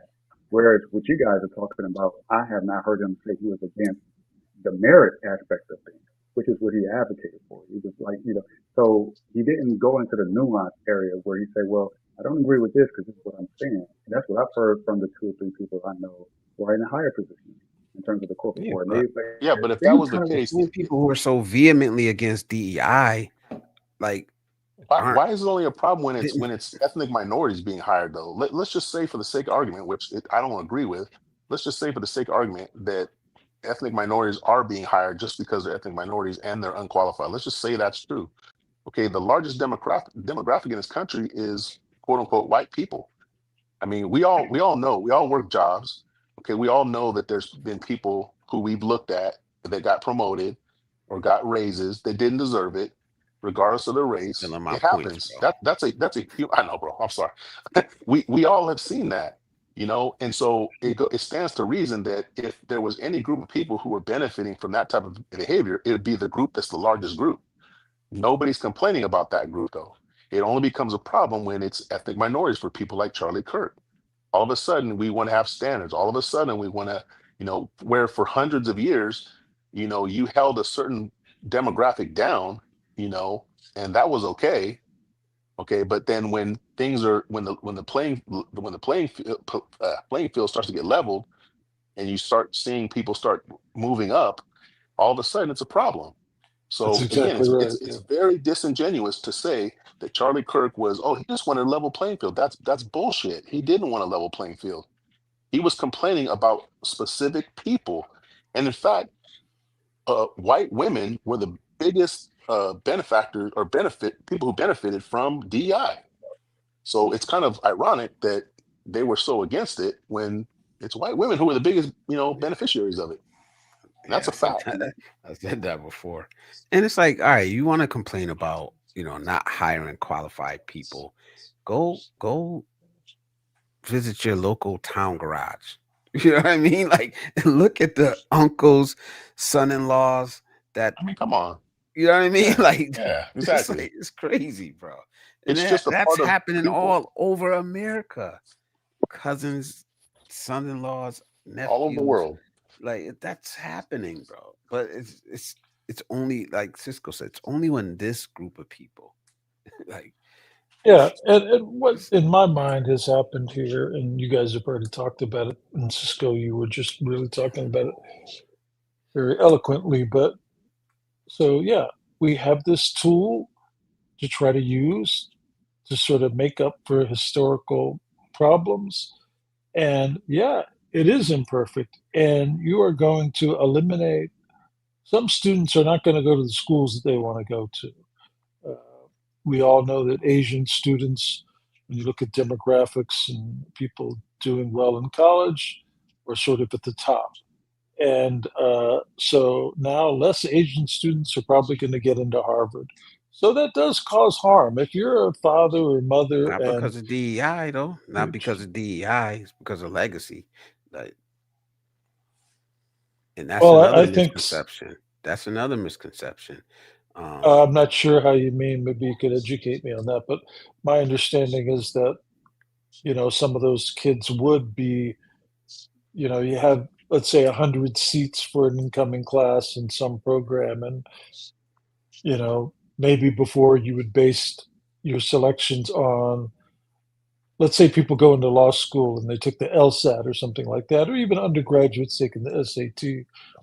Then you might have some, kids that scored higher than somebody that's of a certain ethnic group or racial group, but they let the student that has lower scores in place of the other student. that okay, that may be true. Yeah, But what yeah, I'm to try saying to is that the rectify bigger things. But but what I'm saying is the bigger yeah, Hey, problem it's and true. probably taking up a bigger percentage is the legacies, which means that, my yeah, parent went here, yeah, that's ridiculous. The my whole legacy parents an thing. alumni. Well, or they my uncle or my parent, my father donated to the fucking library. You know what I mean? That's taking Yeah. up a bigger percentage because right now, affirmative action is gone. well, You they can't they blame actually it on that studied that. anymore. You They actually can't blame. studied that. Yeah, go ahead. They had, there was there was an Asian coalition who was suing these colleges for using DEI because they felt like they were, because like you said, the impression is that Asian people are, as a demographic, are the higher achievers. They have the higher, scores and this and that, and that they should be, based on merit, they should be getting all these positions in these colleges. And so they sued and they won. And now, through legislation and other things, they've gotten rid of DEI admissions. And what happened was Asians admissions actually went down. Yeah, It went down. So how do you explain that if they're doing things based uh, on merit? Because it wasn't based on merit. It hasn't been based on merit since the beginning of the founding of this country. That's the whole point that DEI was supposed to resolve, is that there people are going to be people, and like we just said, you're going to tend to bring in the people who look like you. You're going to tend to bring in the people who you agree with. Blah blah blah. And so these colleges were, now that we don't have to do DEI anymore, we can bring in who we want. And they were turning away the Asian students, and it backfired on them. And that's just the reality of it. And now they want DEI back. that was sad, and that was sad to see. Well, the people I talked about when this whole thing was going on, it was like that's not our fight. I ain't gonna lie, bro. Like, you didn't see a lot of. eh, Maybe it's sad, maybe it's not. You didn't really see a lot of Black Americans, Black people, fighting for affirmative action, um, or in an uproar because it went away. You know, then you got to ask yourself why. Why is that? And and you see like um how much has the numbers changed for Black Americans? I don't know. Since affirmative action is gone, but I don't think it changed that much because we weren't benefiting from it the most, and that's the problem. That's the problem with a lot of this DEI. Um, Cisco said it, and it's absolutely true. The biggest beneficiary from DEI is white women. White women. The biggest beneficiary from affirmative action is white women. Yeah, that's But interesting. when I you wasn't say aware of that. DEI, look it up, please. When you say DEI, the first thing that comes to mind is not a white woman. Not at all. When you say affirmative action, the first thing that comes to mind is not a white woman being the highest percentage of recipients. So let's be real here, man. who who are you doing the harm to? I mean, let's be real. And this is Now, why I say let's get out of this whole race mindset, because this is the kind of stuff that this causes. This people's belief in races causes them to think that they're part of a group and other people part of another group, and that their group's superior and your group's inferior. That's this whole line of thinking. And it's not just race. There's a lot of other things that people lump themselves into groups that they lump, I'm a Republican, so I'm smarter than you. Well, I'm a progressive, so you're dumb. It's all these superficial BS groups that we label ourselves into that causes a lot of this just ridiculous division. You know, But it, how it do you, without things like DEI, how do you sort of, how do you correct some of the wrongs of the past? Education, man, education. And it's not surprising, and they've done studies on this. It's not surprising that when the higher people go up the educational ladder, the more liberal and progressive they become. Yeah, Okay, yeah, it's definitely. not Yeah. it's not because colleges are teaching, people how to be liberal and teaching people how to be progressive. They're getting smarter. They're learning more about history. They're learning more about the context of how history affects the present. They're learning more ideas than they were exposed to when they were in in lower grades, and they're beginning to see a wider world and see the world more for what it is than this tiny little bit that they knew before. And when they start seeing this stuff and they start seeing all the history and all the reasons why things are the way that they are, it opens their mind to the idea that a lot of this stuff that they were brought up on is bullshit. And it doesn't necessarily mean that they're, I would say, smarter, but they're more educated. And the more educated you get, the more liberal and the more progressive you become. And so this is another reason why Trump and Charlie Kirk and other people, they're attacking colleges. They're attacking higher education because they don't want people to, to get those ideas. They want people to think, oh, colleges will make you liberal. Duh. You know why? Because they're getting more educated. So what does that mean when people get more educated and they start thinking in a certain way? Does it mean that, facts have liberal bias? Does it mean that reality is, a progressive, conspiracy? Like, come on. I mean, there's a reason why that they do the things that they do. And again, going back to Charlie Kirk, this is why he was such a destructive person, because these are the ideas he was putting in people's heads, that all of these things, like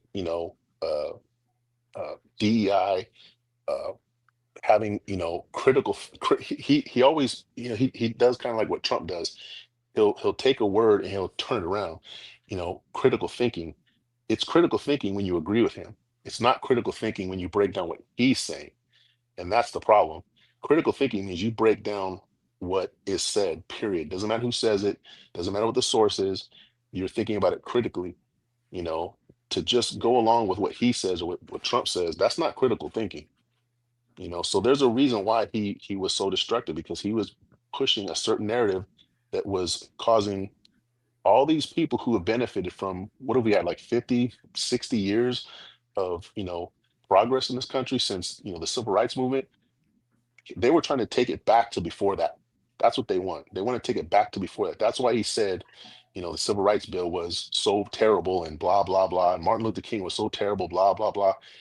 He's trying to push us back to a time before that. What do you call somebody like that? You I really think think we all know. you really thought he What's was up? What times it travels? that he Yeah. was that What his time? What intent up, was brother? I want to say to Icy real quick. that's It's never too late. It's never too late. Go ahead, Joseph. I mean, maybe he got a point. I don't know. He's insinuating Charlie's agenda was to get people to go back into the 50s and put people back in the slaves and chains, and you would say, well, that's what he said because that's what I saw in the meme in the clip. Without the context or anything before and after it, or without actually saying, and it's like, okay, all right. I mean, that's a wild take, and what can you say? That's just feelings. I guess I respect that. I do. I respect your First Amendment right. I don't know if his language was dangerous, as you say, but perhaps to those people who felt it was dangerous too, transgenders most likely. I don't know, black women maybe. I don't know. I know he wasn't a big fan of. He didn't believe in homosexuality and all that other stuff. So yeah, to the people who, black people, but I'm not offended by it. Because some of the things he said was true, but although it was not, holistically sound, it was like, yeah, either it's probably best that he didn't speak on things that had nothing to do with him personally. He just kind of stayed, his lane, focus on his group as opposed. But then again, when people are asking you questions about that and his job to debate, would it be probably wouldn't make much sense for him to say, I'm not going to answer that question. He'll be saying that probably dozens of times because people just want to know his perspective on things, and all he can do is give them his perspective, his thoughts, his views, and whether I agree with them or not, I respect it. So, But I respect go that ahead, sir. he like I said, I respect that he has a right to say what he wants to, but I also have the right to say that it's fucked up and yeah, it's dangerous, and who he's saying it to is the wrong audience. You know what I mean? 'Cause, like earlier, you were saying, oh, he absolutely was talking to the right audience. Um, but he was talking to people who couldn't really understand the nuances and the deeper levels to what he was saying. He was talking to people who haven't experienced a lot of what he was talking about. Um, he may have, Yeah, he may have been on college campuses talking that way about black people to people who have never been around a black person. You know what I mean? So somebody got a cat. Whoa. Somebody got a cat. But you know what I mean? So it's like these I people hear who meow haven't, meow these meow younger people who meow. haven't even experienced life yet, and they have this larger than, honestly, for people who believed in him, this larger than life um guy coming and speaking, you know, rhetoric, rhetoric, talking points and rhetoric. So everyone has a rhetoric. Everyone, Michael Luke, MLK had a rhetoric. Malcolm X had a rhetoric, and there was a lot of people who disagreed with MLK. We can look back fondly, but there was a lot of people who just did not who disagree with him and Malcolm X. But we look back and say, oh, they was great revolutionaries, but it's always hindsight, right? Now you have some people saying that well, MLK was involved in some shit. We're not gonna get into that, but it's always hindsight in terms of history and the impact someone has on people's lives. John F. Kennedy, another one. Trump will be another one. People hate him now, but they will might say, oh dang, actually that little thing he did, I made a hater, but that 20 years from now you look back and say that actually was not too bad. Same thing with Obama. There's a lot of people who did not like Obama. It's always going to be yeah, someone has but a someone has an agenda to push. That I get is, I have an agenda to push. Cisco has one, and we clearly disagree with each other on some agendas that we are pushing, and just because we believe in it at this current time, whether we know for certain if it's true or not, we may believe it to be true, but then 5 years from now, my stance might change on some things, your stance will change on something. It's just that's just how it goes. So I give absolutely when I agree talk that. about grace for someone like a Charlie Kirk and his ability to have evolving ideas, just like Candace Owens did. The reason why she ended up splitting from Charlie Kirk is because they started having a difference of opinion. So naturally, they split apart. She went and did her thing. He kept doing his thing. But at some point, they believe in exactly the same thing. That's because over time, over years, as they grow and mature, some people double down on the things they believe because they believe it so strongly. Actually, I believe more strongly this thing more than others. We have some people who say, you know what, I'm leaning back on this and I'm going more progressive. Or some people who say I'm going more conservative. And I would touch on one last point that Cisco said. It's interesting you teetering on the fence there when you're saying, it's interesting when you say people are college educated, they tend to be more educated. I'm not saying they're smarter, but then later on you go on and describe how to insinuate that it actually means that they're smarter, right? They have a higher intelligence. It's the insinuation, even though you're covering yourself and saying that I'm not saying conservatives are dumb or they're, well, by the way, Charlie Kirk didn't go to college, so that should tell you something. And if that's the kind of people, but it's like that's if you understand that education can be indoctrination. So we all know that to be true. It can be brainwashing. You can be indoctrinated to believe certain ideas and beliefs that may not even necessarily be beneficial to society. Just because they're progressive ideas doesn't make it good.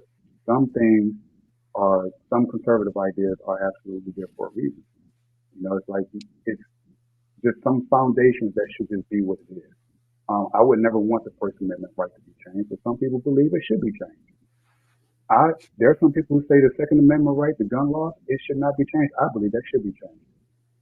See, that's the that I'm having both a conservative idea and a progressive idea at the same time. But that's usually how a lot of people are. They very rarely do you have extremes on both sides. But to me, that's true intelligence. It's not being educated on something you're being taught to believe. The whole point of him going there is for him to talk about what he believes, his conservative ideas and viewpoints, to counteract the overwhelming progressive liberal ideas from almost all colleges today, which was not always the case before. It used to be much more balanced, much more nuanced. So he was the counterbalance. And when you have someone that was a counterbalance that's pushing up against something that's so intrinsically in the trenches, like we're liberal, this is it, this is that. You gotta have somebody to go in there and take a bullet, so to speak. And I Yeah, but fear that that I'm not going to do it um because of what he went through. I'm done. but again, that sounds to me like you're making an argument that liberal, like facts have liberal bias again. There is no balance to, education. There isn't a teaching both sides to education. There's just education. And look, you can be smarter than me, Joseph. It doesn't mean that I'm dumb. That's the point I was making. People who get more educated, they are smarter than people who are not educated. It doesn't mean that people who aren't educated are dumb, because to me, being smart is measured by your capacity to learn. Okay, pretty much all human beings throughout the whole planet have equal capacity to learn. There's no ethnic group, there's no race, there's no um, cultural group that has a better capacity to learn biologically than any other one. That's a proven fact. You know, there are cultures. Again, we can go back to Asian students. Asian students biologically don't have any advantage over any other group of people. What they do have, though, many of them, is a cultural advantage where education is revered. Education is sought after, whereas other cultures, they don't do that, or they have less of a they place less importance on it. That's why they're so successful in school. Okay, so for me, it's like for somebody to say, hey, uh, Charlie Kirk was really just trying to go out there and, get people to, think more about, these topics and this and that. If you believe that all he was trying to do was get people to think about topics, why was it that he was so focused on certain racial demographics? Why was he so focused on certain religious groups? Why was he so focused on certain, you know, what do you call it? Sexual orientations and genders. Why was he so focused on those things? Because if he was being genuine in what he was trying to do, he would have spoken to all people. He wouldn't have just spoken to certain groups that have historically been pushed down. And this is the thing with Candace Owens, with him, and you're saying people evolve in their thinking. You're right, people do evolve in their thinking. But when you've shown a pattern to me that you're just a disingenuous thinker, when you're just kind of a con artist, I don't believe you when you say you changed. Candace Owens may have changed on some things, but it's because she is basically getting pushed out of the group that she was trying to be a part of for so long. She didn't suddenly come to any kind of epiphany. She was getting pushed out because she's not one of them. She never has been. She was a useful tool while she was saying the things she was saying, but once she ran her course, they pushed her out. So now she's coming around back around the other side saying, well, you know what, maybe I agree with you guys. You know what, no, we're good. I can't take you seriously now. So, like I said, I don't understand where the idea is, coming from to like try to give these people the benefit of the doubt. I think you're a very compassionate person. And I think you're somebody who's trying to see the good in people. And I appreciate that. I respect that. And I think we need more of that, but not to the point where we're naive about what people's, motivations are. And I think that's kind of where I have a disagreement with you, Joseph, is that, you're really not, taking seriously how dangerous this dude was. He did not deserve to die. We all have agreed on that. Okay. Nobody does for just simply having, thoughts and viewpoints that are not liked. But when you get to the point, like I said, there comes a point, and I'm not saying Charlie Kirk was there, but I'm saying at some point we have to agree that what people are saying has real world consequences. Again, I go back to Charles Manson. He personally never killed anybody, but he was responsible for many horrific deaths because of him influencing people to do the things that they did. And I don't think there's one of us in here that would say that Charles Manson didn't deserve to have consequences for what he did. Even though he didn't personally do the killing, he orchestrated it. Okay. Charlie Kirk, the things that he was saying and doing had real world consequences. He didn't deserve to get shot, I don't believe. But he wasn't like just a guy who was out there trying to have the best intentions for people either. Come on. That's Yeah, unrealistic. I agree, Cisco. Unfortunately, I have to end it there, man. I'm sorry, guys. Ah, It's about 1 o'clock, man. I gotta go to sleep. I gotta get up at 5. Excellent conversation, man. I love the way we can have these conversations here, man. Agree, disagree, um, cordial conversations, man. Real talk, real men.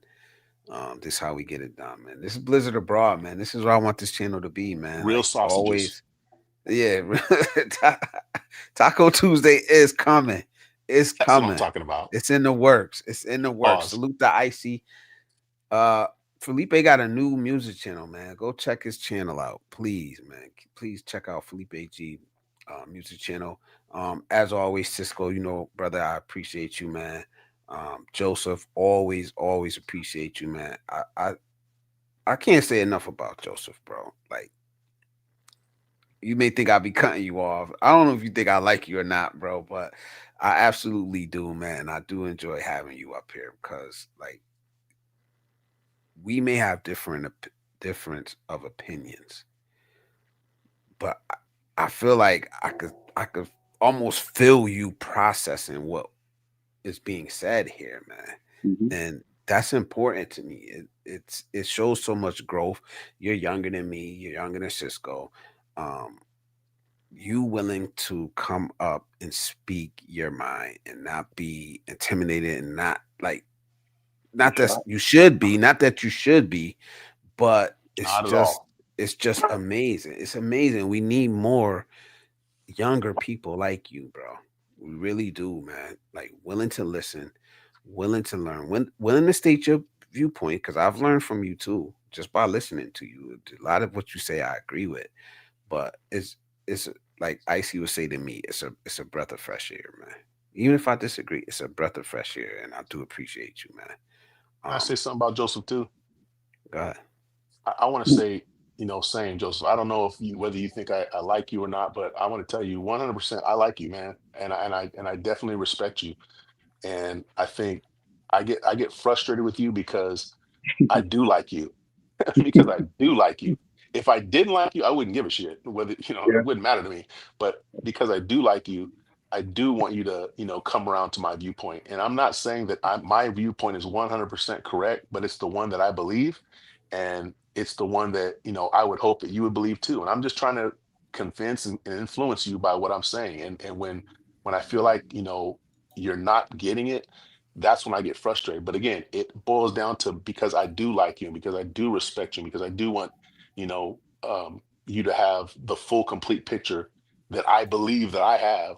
Not that I'm the smartest person or smarter than you, but you know what I mean? I think you feel the same way. You feel you have a complete picture, or you feel you have what you do know you want to share with me, and you want me to come around to seeing your side of it.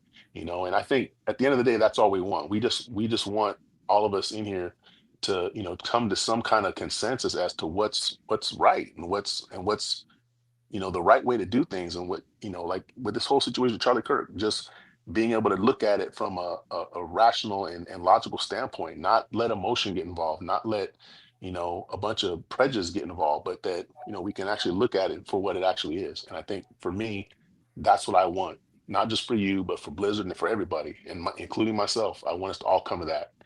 And so I want to make that clear. I do like you, bro, and I do respect you. And I appreciate you. And it's hard to come in and talking these things, man. I mean, it Not is. easy. It's And not it, easy. and It can be it very absolutely is. sensitive and, tempered to your flair, whatever. But I appreciate the both of your compliments. If you didn't like me, you wouldn't invite me. This is your show. So that's one thing. And Cisco, you wouldn't have these engaging conversations if you didn't if you didn't care. This guy's not Oh, intelligent. He doesn't have original thoughts of his own. The kind of mind you have, you wouldn't be able to gauge with someone who was um, who was lacking in certain areas, intellectually on some aspect, even if it's different of your own opinion. But everything you just said, Cisco, was exactly my point from the very beginning as to what Charlie Kirk stood for. The wanting to go, except he was willing to go a little further, right? A little bit more extreme to where I want to go and do and speak to the thousands, right? Right now you're speaking to, what, 10, 20 people. But, some people have that passion, that same passion desire you have to express your ideas and do your best to try to persuade and convince people to your way of thinking. It's the same way he did it, whether you agree with the way he was thinking or not, is irrelevant because I might not, but I respect the fact that you're passionate enough to express how you feel, to attempt to maybe not necessarily even convince me, but persuade other people and change their mind. in a way that you believe to be a positive influence in society. So that's the, if you want to call it the benefit of doubt, that's the way I see it. That he saw it as him influencing the society in a positive way, even with Trump. As crazy as it sounds, right? It's like, oh, he's crazy. I believe his nefarious intent. Nah, I mean, listen. Some people just believe certain things and you just strongly disagree with them. It's like they really do believe this, and they really do believe this would be a better good for humanity. They really, it's not rhetoric. They really, okay. All right, I can respect the fact that they can stand 10 toes down on this belief and push it out there and go out there and campaign. You know, you're not going to campaign all over the world and the whole damn country saying the same things that you didn't on some level believe it. So that's that. And one last thing I want to say. Unfortunately, I did want to question Cisco. I know, Lizzie, you want to go. I really, that he made a comment earlier in the comment section that I wanted to explore a little bit. Maybe not too much. I was hoping it would be done today. I know I'm going to forget later on if it doesn't get done, but it's up to Blizzard. So the question I had with Cisco was, what exactly did you mean that you believe that people should see that that should see Charlie Kirk in that manner, in that that level of trauma? You saying that people should see the horrors of things. And I wanted to question you on that, because that's the first thing I saw you mention. I was like, wait a second, what? Why? You're the first one I heard say something like that. Because even combat veterans, and I have friends who are from the military, they would tell me, bro, it changed them. Right? They would not wish what they saw on their worst enemy. So that's why I was wanting to ask you why you felt like it was appropriate for people to see something like that, such a violent act that I'm told, I haven't seen it, but I'm told from people who was actually there. I saw a video of someone's testimony. You can tell they need to go to therapy for what they saw. It's horrific. So I wanted to All ask right. Sister, So I'm gonna what let was Cisco respond, and then we're gonna get up out of here. I want to make it short and sweet. You know, the Vietnam War didn't start getting uh, unpopular in the United States until the people of the United States started seeing firsthand, well, not firsthand, but through the media, what exactly was going on in Vietnam. You know, they saw the dead bodies, they saw you know, the bombs dropping. They saw, you know, the devastation, the destruction, the horrors that were a part of the Vietnam War. They saw that, you know, their sons and their brothers coming home without legs and arms and eyes missing. You know, that's when Vietnam became unpopular. Emmett Till, like I said, Emmett Till, his mother wanted him to have an open casket because she wanted America to see what they did to her son and how horrible it was. You know, the civil rights movement didn't start gaining traction until people saw people getting dogs sicked on them, water hoses being put on people, little kids being bombed, you know, in churches. Sometimes people need to see the horror, because if it's not something that they can empathize with, if it's not something that they can see, like, you know, how bad it is, in their mind, it's something far away. It's happening to somebody else, and I'm not going to worry about it. So if we as adults, and again, I never said little kids don't, that's way above their, you know, their ability to understand. But for adults, we need to see that. People need to see that. They need to see how horrible it is to watch them. I don't know if you've ever seen it before. I've seen many people killed. I've seen people shot to death. Seen people stabbed to death. I've seen people hung. I've seen people strangled. Okay, in my life. And I'm telling you, it's not something you ever get used to. It's not something that you ever want to see, but you appreciate your life. You appreciate other people more. And so if people understood how horrific it was to watch that man die the way that he died, maybe that'll make everybody take a step back and say, wait a minute, you know, this game we're playing, it's getting too much. Okay. We're getting to the point where now we're killing people for the words that they're saying, whether we disagree with them or not. And that's why we're having this conversation right now. If Charlie Kirk had not been killed the way that he was killed, we wouldn't be having this conversation right now. hmm, So for me, that's why it's important for people to see that. We need, as adults, we need to really see what is really going on in the world, and not just some BS theoretical shit, but the real world actions that, you know, these people's words are causing. Absolutely. The consequences, because like we keep saying, words have consequences, and they absolutely do. And for a lot of times, we're on social media, we're on our phones, we're disconnected, but real shit is happening out here in the world. Real shit is happening, man. And So what you're saying may be affecting somebody in real almost life, you know. just one more question, So, Francisco. all right, Um, all right, you got, 'cause I do um, gotta go. Go ahead, go ahead. um, would you feel would you feel as comfortable about what you believe about someone needs to see, the atrocity of the situation in order to have a wake up call, uh, reality check? Would you feel the same way if that was your wife on stage or your child on stage, and then the whole world just got to see that? Whereas opposed to Emmett Till, the mother she chose to reveal that. This was not a choice that Kirk made. And I'm sure he would not agree with your stance and your position because it's not because he doesn't believe what you believe. I think actually he alluded to it needs to be public and so forth. But I highly doubt that he meant for his children to see it, his wife to see it, his mother and father to see that. Would you I'm feel gonna as say comfortable this. believing that I'm, if it was your I'm gonna own say family this because I'm that gonna it say was this because Blizzard's got to go. Because I understand your question. Emmett Till's mom did not put him in an open casket because that's what she wanted to do. She knew that it was bigger than her. She knew that plenty of other little black boys were being murdered out there in the world, and she wanted it to stop. So she wanted the world to see what was going on. It was bigger than her, and I'm sorry, it was horrific for Charlie Kirk's family and his friends, but it's bigger than them. I could be the next person shot. You could be the next person shot. There's a mass shooting in this country every freaking day. Okay, so it's bigger than his family. It's sad that it happened to them, but it's going to happen to somebody else tomorrow and somebody else the next day. So it's got to stop somewhere. And the more we see that it is as horrific it is as it is, more people will want to do something about it. Thank you guys, man. With that, we got to get up out of here. I'm gonna go get some sleep, get a couple hours before work tomorrow. Always, like I said, appreciate you guys. Cisco, you know that. Joseph, you know that. Russ, thank you for coming up, brother. Thank you for the Duolingo again. I've been using it, getting better. Appreciate that. Um, Excellent stream, man. I think we need more conversations like that. I think I've been saying this every week now. We need more conversations like this. Level minded people, people in the middle who are willing to look at both sides and want to find some common ground. That's the reason why we come up. Not to prove a point, not to say my message is the only message out there.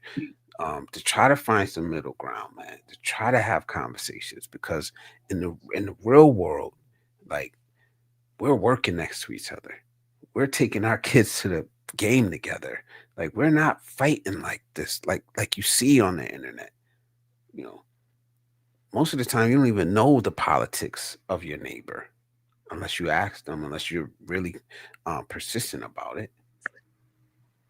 Most of us are in the damn middle, but we don't speak loud enough. We don't speak enough, period. We don't speak enough, period. And us not speaking, us silencing ourselves is what gives the extremists the loudest voices in the room. We or cede the floor to them. We cede the floor to them. And we need to start speaking out more. Joseph needs a channel. Joseph needs a channel. But like I said, with that, man, again, thank you guys for tuning in. Guys, thank you guys for coming up, man. Icy, thank you always, man. Kamal, everybody that's commented, everybody that's viewed any of my videos, any of my live streams, Blizzard Abroad, um, Frank Tate, man. I appreciate you guys, man. I really do, man. And with that, we'll catch you on the next one. Take care, Till everybody. Be next safe time, out there. Blizzard Abroad out. Take it easy, guys. Thank you guys. Peace. Peace.